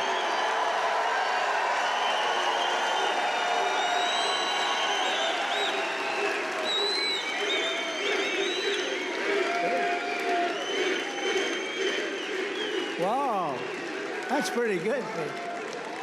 How are the Houthis doing? Not too good, right? Our new administrator of the Center for Medicare and Medicaid Services, somebody that everybody knows, but this guy, you know, the show was a big success, but sometimes it hurts your image to have a television show. He's the top, I mean, he went to Harvard. I shouldn't even mention that anymore because that used to be a good thing. Today it doesn't mean much. But he went to University of Pennsylvania Medical School, top student, top doctor, top everything. One of the smartest guys in medicine, also a big star, Dr. Mehmet Oz. Dr. Oz, thank you, doctor. Thank you. A man who waited today just came here. He was all sweaty and grimy. I said, what the hell happened? He ran into the building because he wanted to vote in Congress, and I hear we passed the vote. John James by a lot, right? And thank you for making it here. He had a vote. I said, John, do me a favor, stay and vote. We're voting essentially on the big, beautiful, that gorgeous, big, beautiful bill. I said, you know, I want you there badly, but you got to vote, please. So thank you very much, John. Good job.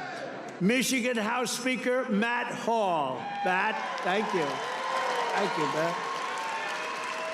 Michigan Senate Republican Leader Eric Nesbitt. Thank you, Eric. Thank you very much.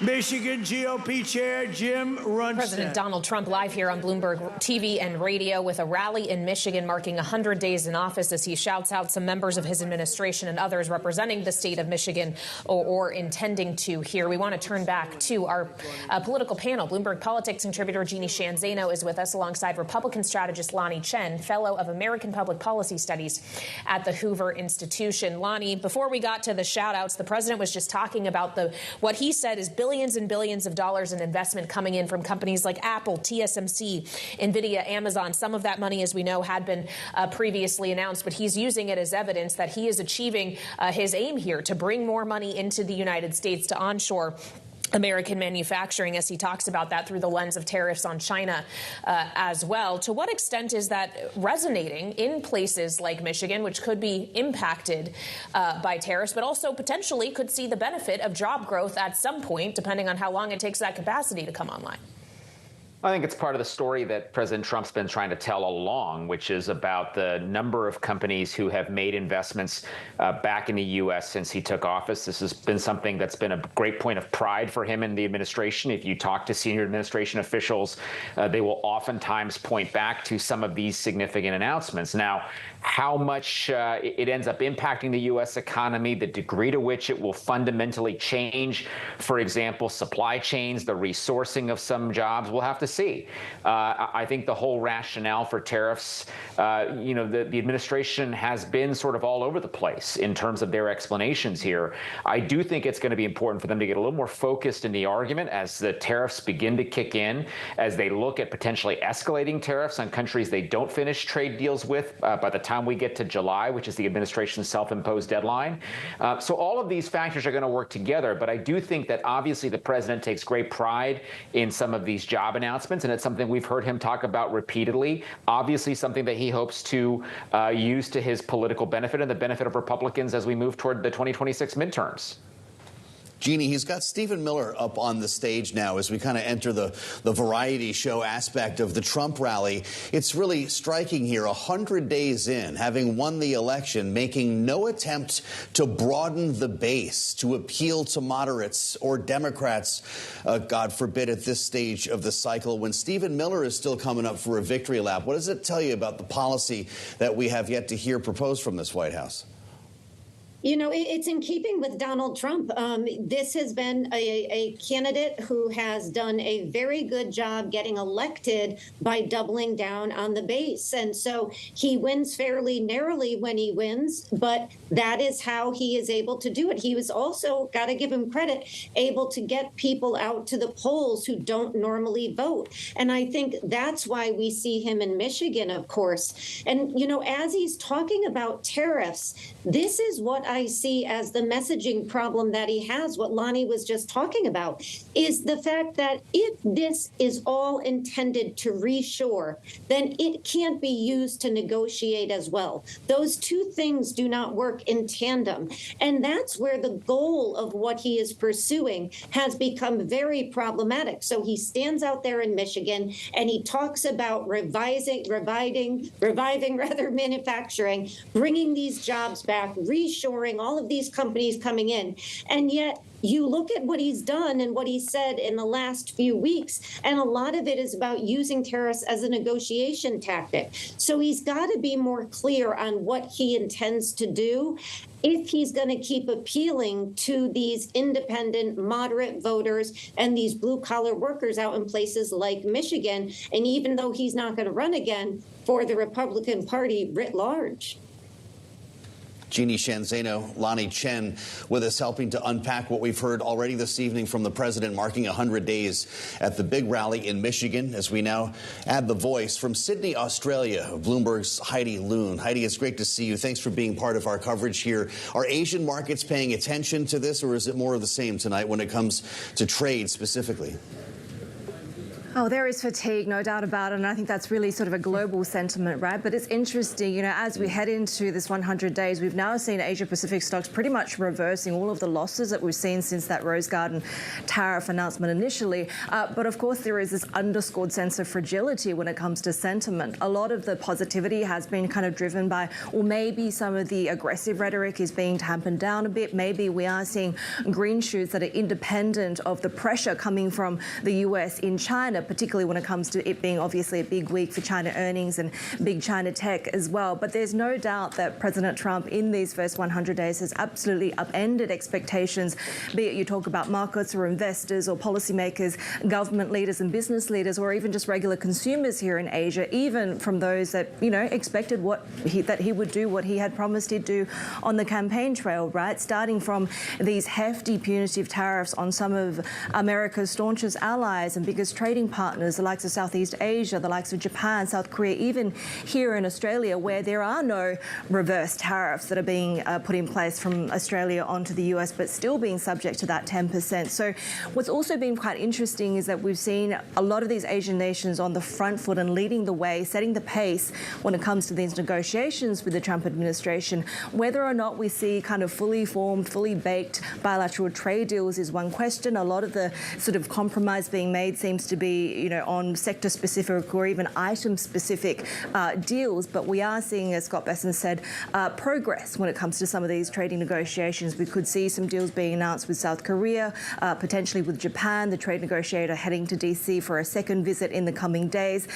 It's also interesting that a lot of these nations, including here in Australia and in Singapore just this coming weekend, are headed to elections as well. And while the sort of issue of how the elected leaders will next stand up to President Trump and the administration hasn't loomed quite as large as what we've seen as almost a referendum issue in the Canadian election, it is still something that has been weighing on the broader campaigns being run by most major parties that we've seen in this part of the world. And in fact, we saw a recent poll here in Australia showing that Australians' trust in the US, obviously a staunch traditional ally, falling to the lowest in more than 20 years. So only 36% of those respondents in that Lowy Institute poll actually now see the US as a reliable partner. So, when you're a country that is being wedged between choosing between its traditional ally in the US and choosing between its biggest trading partner in China, there's a lot of questions and sort of, almost an existential crisis being thrown up in terms of what these hard choices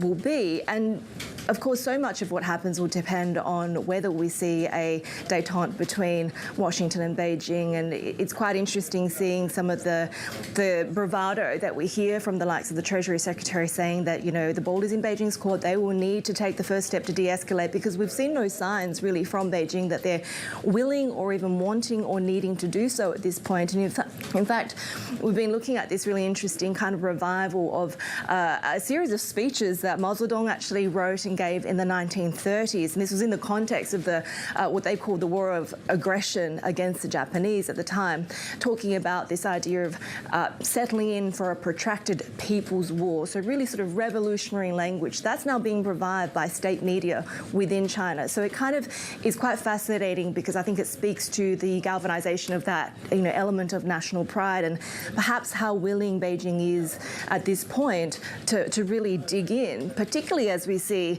a lot of Chinese diplomats and delegations now reaching out to regional rivals, to traditional trading partners with soft and economic diplomacy, to try and get them on side with this rhetoric that the US are being bullies. All right, Bloomberg's Heidi Loon, thank you so much for joining us. We want to go back now to President Trump live in Michigan here on Bloomberg TV and radio as he discusses Elon Musk and the Doge. And he told me, you don't have a space program if you have to drop $1 billion machine into the water every time you fly. You have to save those suckers. So he does. He's an amazing guy, and he's a great American, and he loves our country. He loves you. And he's paid a big price to help. But I have a feeling it's going to end up being good for him, actually. I really do. I established the new Presidential Commission to Make America Healthy Again, chaired by our new Secretary of Health and Human Services, Robert F. Kennedy, Jr. He's doing a good job, Dr. Oz, right? He's doing a good job. And he's a little bit different. But I want to tell you, he's a great guy. He's a great guy, and he loves this country. Just last week, Bobby announced that we're banning 8 major artificial dyes from our food supply. Sounds good to me. And on day one, I created that right now, very successful Department of Government Efficiency headed by Elon. That was a big thing doing that. I mean, the numbers are really incredible. Doge. So it was a very big thing. We terminated the left-wing money laundering scam known as USAID. How about the money that was going out? How about the money that was going out? Billions and billions. They were giving individual people billions of dollars. Can you believe it? People that had nothing, they got $1 billion. One got $2 billion. $2 billion for the environment. Had $100 in the bank. They got $2 billion. Not $2 million. You know, $2 million would have been a lot. 200,000 would have been a lot, but it would have been fine. $2 billion. And we directed all federal workers to return to the office in person, or unfortunately, they're fired. You're fired. You know, some of these guys got their golf handicap way down during the so-called time where they're supposed to be working at home. You know, they weren't working at home. Who the hell would work at home? How do you work at home? It's terrible. And we found a lot of them where they had second jobs. They were just taking us for a ride. They're all taking us for a ride. The foreign countries were really taking us for a ride, both on military and on trade. But we stopped it, and we're stopping it. I withdrew from the unfair and ridiculous Paris Climate Accord, where we were paying trillions of dollars. We would have spent numbers like you wouldn't believe, and China wouldn't have spent anything. Russia wouldn't have spent anything. India wouldn't have spent. But we would have spent over $1 trillion. I withdrew from the corrupt World Health Organization, where we were paying $470 million. And China was paying, with a population quite a bit larger than ours, thank you. The problem with us, we have no idea what size our population. They allowed so many people on under Biden. But let's assume it's 325 million. China's 1.4 billion. We were paying $470 million. And China was paying $39 million. And China was running the whole show. So I said, no, thank you. I withdrew. They offered me to sign up at $39 million. I still said no because it was sort of scammy. I didn't like it. And Biden came back in, and he signed up. And they knew we could have signed up for $39 million or less. He came back in, and he signed up for the same as what they were paying before, almost $500 million. Now, that's a lot of money, but it's nothing compared to the trillions of dollars that they waste. But that's the way it is. They know they can sign up for less. They don't even care. It's like they don't want to have the conversation. And you're talking about a $450 million difference. But they came up right in the first week. He said, no, we're going right back in. Okay, I can understand that. But you go in for $39 million. They could make a deal for $39 million. They signed up for $472 million. And I withdrew from the anti-American UN Human Rights Council, which is totally disgusting. In 3 months, my administration has brought home 46 American hostages and citizens detained abroad. We paid nothing. We don't pay. We don't pay. You know, if you pay, those kidnappings go way up. We don't pay. Every time Biden brought people back, he'd pay $6 billion. $6 billion. $6 billion. 3 times they brought back 3 hostages. Oh, how is it? Well, I think it's a fair deal. What do we pay? $6 billion. Wait a minute. For 3 people, $6 billion. $6 billion. It's not right. I mean, it's just not right. They have no idea. Honestly, grossly incompetent, stupid people. More than Biden brought home in 4 years. We brought more back in just a matter of weeks than Biden brought home in years. And he paid a fortune, and we paid nothing. We got Mexico to turn over 29 of the biggest cartel leaders in their country.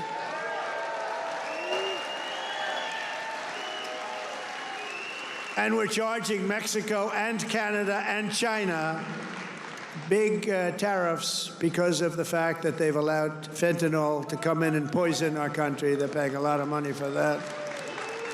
And because of that, you'll watch, it's going to stop. It's already slowing down. Within 6 weeks, we also apprehended the terrorists responsible for the attack that killed 13 American service members, known as Abbey-gate. I got to know them. I got to know those families very well. They're devastated. During the disastrous withdrawal from Afghanistan and brought him home. I mean, we brought this guy home to America. We got the guy that did it. We got him. They were looking for years, but we got him. It took us to get him. We got him in the first month. Brought him home to face justice. And it was that gross incompetence that probably led Putin to go in and attack Ukraine, because they were never going to. That was never going to happen. If I were president, the Ukraine-Russia war would have never, ever happened, not even a little chance. We have ended the weaponization of law enforcement and fired Joe Biden's handpicked, these are pro-crime U.S. attorneys, except if it's a political person like me. You know, I was under investigation more than the late, great Alphonse Capone. Al Capone was the greatest gangster of them all.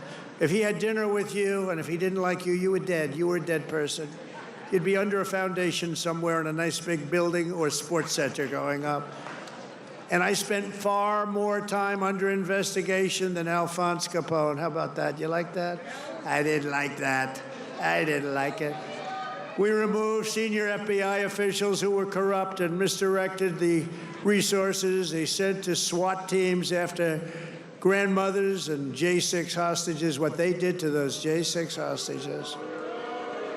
And they did nothing to the people that took over Portland and took over Seattle. They literally took over a big portion of Seattle, or in Minnesota, Minneapolis. You remember that disaster? Listening to President Trump 100 days into his second term. He's live in Warren, Michigan, with an extended rally and campaign-style speech that we're bringing you live here on Bloomberg as we reassembled our political panel. Bloomberg politics contributor Jeannie Shanzano is here alongside Republican strategist Lonnie Chen, fellow of American Public Policy Studies at the Hoover Institution. There might be a question about diminishing returns here, Lonnie, but he's on a roll, and we've certainly seen speeches like this before, remembering the longest ever acceptance speech at a major political convention. This is to the tried and true. Who is Donald Trump speaking to right now? Who is the audience for this address beyond the MAGA base? Well, look, we've seen about 9 years of this. This is the same Donald Trump that we saw since he came down that golden escalator at Trump Tower in 2016. I think the reality of a lot of these speeches, Joe, is that the way that most Americans are consuming this content now, they're looking at sort of chopped up portions of this. So, you know, the number of Americans, aside from those who are there in Michigan tonight, viewing the thing in its totality is probably pretty limited.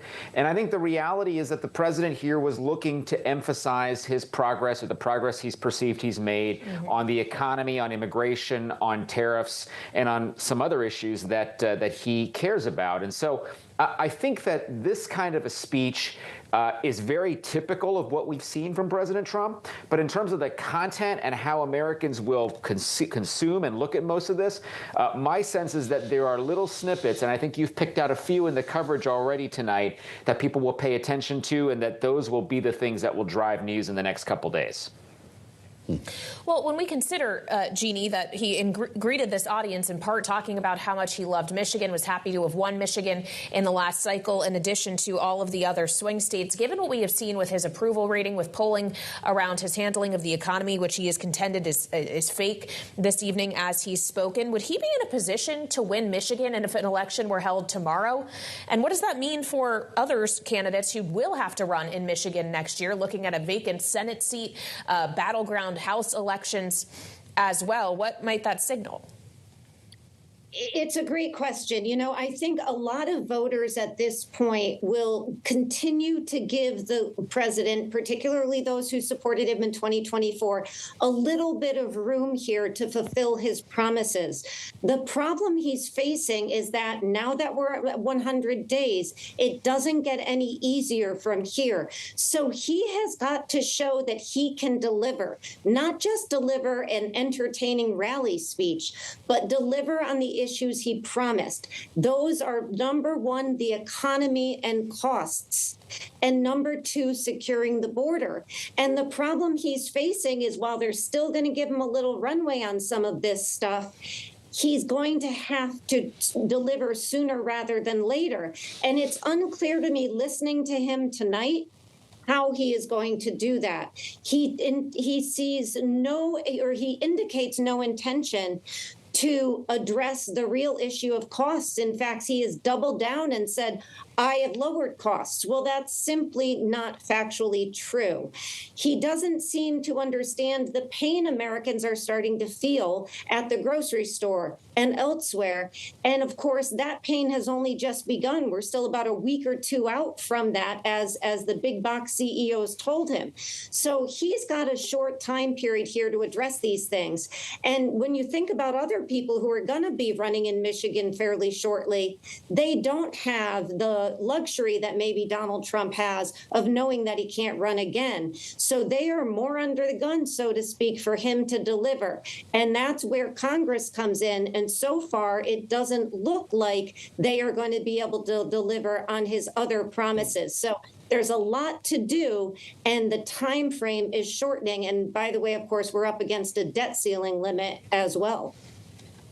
Lonnie, we're keeping tabs on what the president is saying here, and he's making references to what he calls the Biden crime family. He's talking about the Hunter Biden laptop right now, remembering on the campaign trail that was deemed by some as the retribution campaign. He said his real retribution would be winning. He's been in office for 100 days. Is this the retribution administration now? Well, we have definitely seen elements of the president using the executive branch, using the authority available to the executive branch to essentially go after things that he, in some cases, campaigned against. In some cases, we know these were things that he had and took great issue with. For example, we've talked at length about the situation with respect to DEI programs. That's something the administration has gone after. Some of the well-known challenges in higher education, you've seen the president go after those.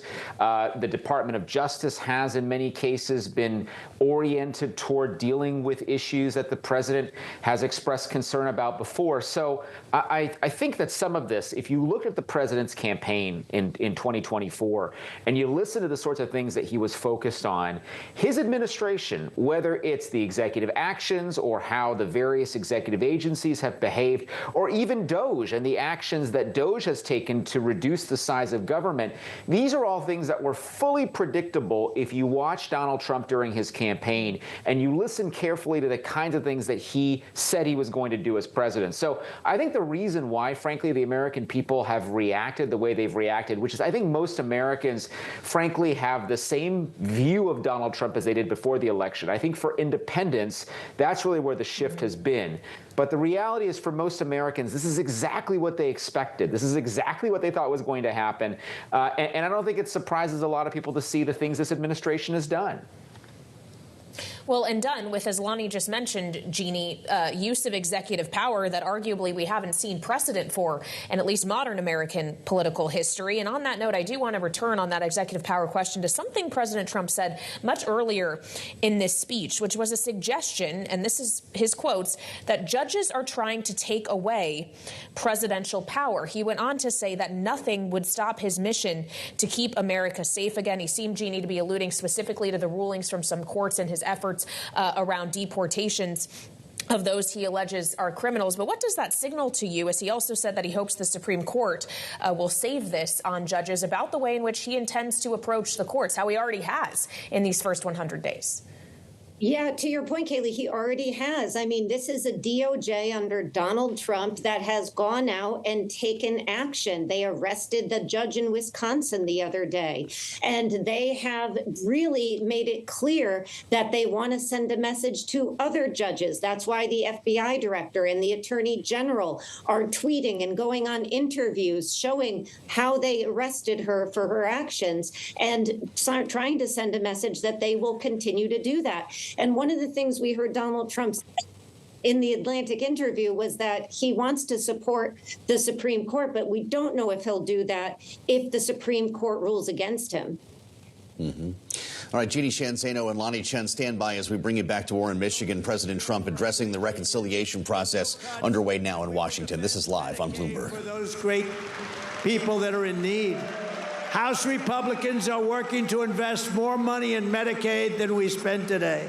The only thing we're going to cut is the corruption and the crooks that take advantage of some of the illegal schemes. So we want to preserve Medicaid for the most vulnerable, for our kids, pregnant women, the poor, and disabled Americans. We will fully and permanently secure our border. We will make the largest ever investment in U.S. military and build the Golden Dome missile defense shield. That's going to all protect us so we live a long and beautiful life. It's going to be made in Michigan, and it's going to be made right here in the USA. And 1 hour ago, I just made a speech at Selfridge Air Force Air National Guard Base, announcing that we are saving it, keeping it open, including thousands of jobs with the brand new state-of-the-art F-15s, which are coming to Selfridge. And we will crush violent crime and give our police the support, protection, resources, and respect they so dearly deserve. I will defend religious liberty, and I will defend the right to keep and bear arms. We will celebrate the 250th anniversary of America's founding in 2026, and we will teach our children to love our country, honor our history, and always respect our great American flag. And one day soon, American astronauts will plant the flag on the planet Mars. That's going to happen very soon. Every single day of my administration will continue to live by the motto, promises made, and you've seen it before, promises kept.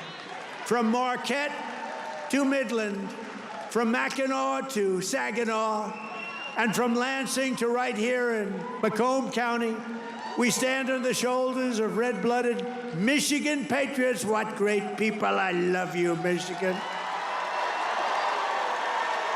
Who laid the railroads, worked the factories, tilled the field, forged the steel, fought the battles, and won the victories that built the Motor City and made this state into the pride of the America Midwest. And you know what? We're going to make it better than it ever was. It's already happening. You see what's happening.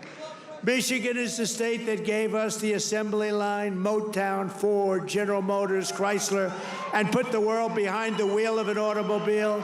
And under our leadership, we are making it greater every single day. And the automobile business in Michigan will soon, and it's going to happen really soon. It's already happening. They're signing left and right because of my taxation and tariff policies, which are policies of common sense and genius, be bigger and stronger and better than ever before. It's going to get better than ever before, and it won't even be close. Companies will be pouring back into Michigan.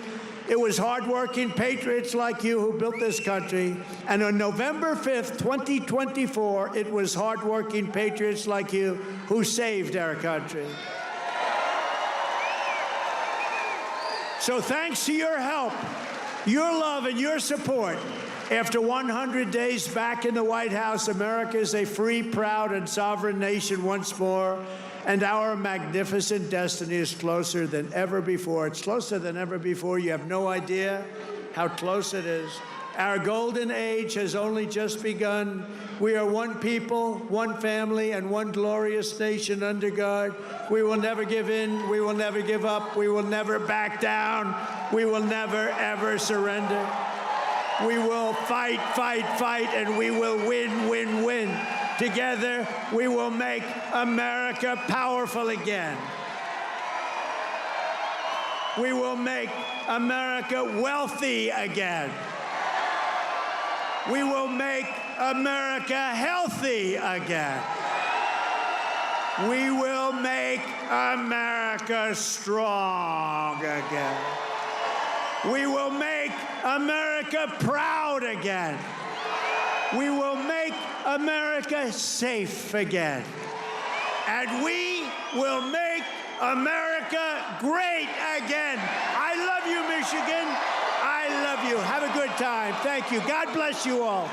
God bless you.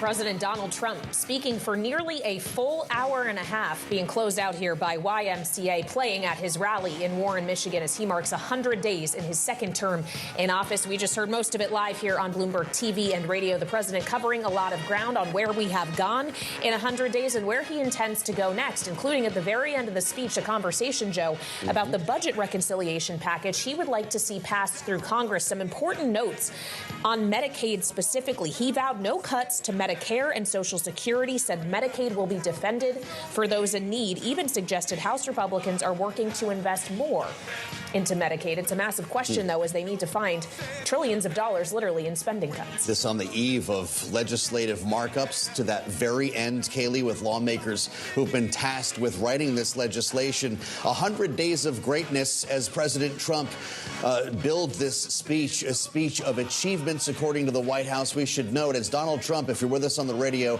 still dancing on stage to YMCA, making his way off the stage into a sea of supporters here, speaking in Warren, Michigan, 13 miles north of downtown Detroit. Of course, autos and auto tariffs, a major focus this evening as the president proposes relief to automakers in that they will not be stacking tariffs against the big three. Why don't we bring you in the room right now, on the ground in Warren, Michigan, and in the hall at the Community College in Macomb County is Bloomberg's Tyler Kendall. Tyler, the energy in the room cannot be understated here. This is a very happy crowd as Donald Trump makes his way to the next 100 days.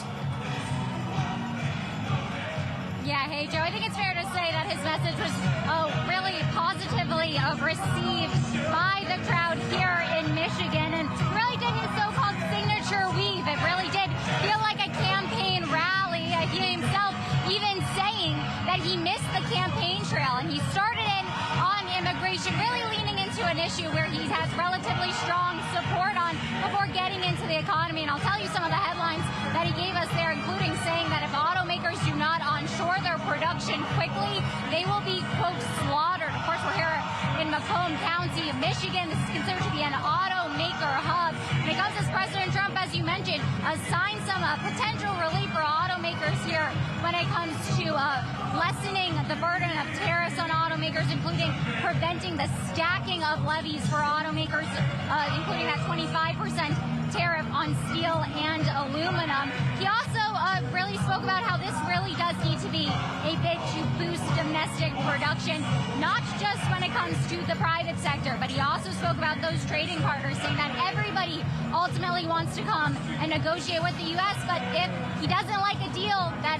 he'll just separate himself and walk away from negotiations. He added that he's putting America first over China first. That was particularly interesting framing here, particularly as Bloomberg News reports that Xi Jinping is currently experiencing a wave of nationalist support as the U.S. says that China needs to take the first step here to de-escalate any trade tensions, even with the Treasury Secretary earlier this week saying that there is an escalation ladder that the U.S. will use if it needs to get Beijing to the negotiating table. And then I'll also just add a couple of other headlines that we got, including when it came to President Trump's comments on the Fed chair, Jerome Powell. He criticized him even though he said that he knows that he shouldn't be and that he understands that the Fed is independent, but that ultimately he thinks he can make better decisions when it comes to interest rates. All right, Bloomberg's Tyler Kendall live in Warren, Michigan. Thank you so much for being with us through the duration here on Bloomberg TV and radio, as were our political panel, Bloomberg politics contributor Jeannie Shanzano and Republican strategist Lonnie Chen, fellow of American Public Policy Studies at the Hoover Institution, are still with us. Lonnie, as the president just spent a lot of time reflecting on what he has been able to do, in large part by himself over the last 100 days, as we look forward to the next 100 days, how much is he going to be reliant on others, specifically on Congress? Well, the attention certainly will shift there as we talk about the big tax debate, the big debate over budget reconciliation, which encompasses all these issues that we've talked about, whether it's tax reform, the potential changes to Medicaid. These are all things that are going to have to be arbitrated by Congress. The president, not that he'll be a bystander, but ultimately it is going to be up to Speaker Mike Johnson, to Senate Majority Leader John Thune, to work out potential differences between the chambers and to get something to the president to sign. So the president's going to keep cranking, as it were, on executive action. You're going to continue to see activity on trade deals, on tariffs, et cetera. But with respect to the big policy discussions that we're talking about, the locus of attention is going to begin to shift slowly to the Congress as we approach the summer months. Jeannie, it was 1985 that the famed pollster Stan Greenberg went to Macomb County, Michigan, where Donald Trump just delivered that speech, and he coined the term Reagan Democrats. He later talked about Biden Republicans. Is there such a thing in Warren, Michigan, in Macomb County tonight, called a Trump Democrat? You know, I think we saw some of those in 2024, but the question now is going to be, can he keep them? And in particular, that's why he's there, to speak to those auto workers who are the one big group supportive of what he has done with tariffs and continue to be a backbone of his support. But he's going to have to keep them by delivering. And that's why he is warning automakers, reshore or you will be slaughtered, as Tyler was just telling us. Well, he certainly wants to see that reshoring, but he also is talking about a little bit of flexibility that he is willing to grant. Lonnie, we just have a minute left here, but we understand the president also tomorrow is planning to make some remarks around investing in America once again. To what extent is he going to continue trying to court companies specifically as they try to carve out some leeway with him on tariffs? Oh, I think you're going to see a lot of that activity continue. Obviously, very important to the president to be able to continue to spout these examples, right? When we talk about individual companies investing or reinvesting in America, we heard many examples articulated tonight. This is something the White House would love to continue to be able to do. So I expect the president to be fully engaged with private industry, not just in the United States, but around the world in terms of their efforts to bring investment and, most importantly, jobs to the United States. Jeannie Sheehan Zaino and Lonnie Chen, thank you so much for the analysis on this 100th day speech from President Trump. 89 minutes in length. We brought it to you, of course, here live on Bloomberg TV and radio. Learned a bit tonight, Kaylee, but we also heard a lot of the greatest hits. And there are still, when we start our day tomorrow, going to be massive questions about the trade policy from this White House, massive questions about the future of Trump tax cuts and reconciliation. Yes, as Lonnie was just discussing, we have to keep an eye on Congress as well as we assess the president's policy making and those policies yet to come. And tomorrow, we will examine the impact of the president's major decisions over the last 100 days on markets and the economy in a special edition of Balance of Power. So join us then at 5 p.m. Eastern Time. With Joe Matthew, I'm Kaylee Lyons, and this is Bloomberg TV and Radio.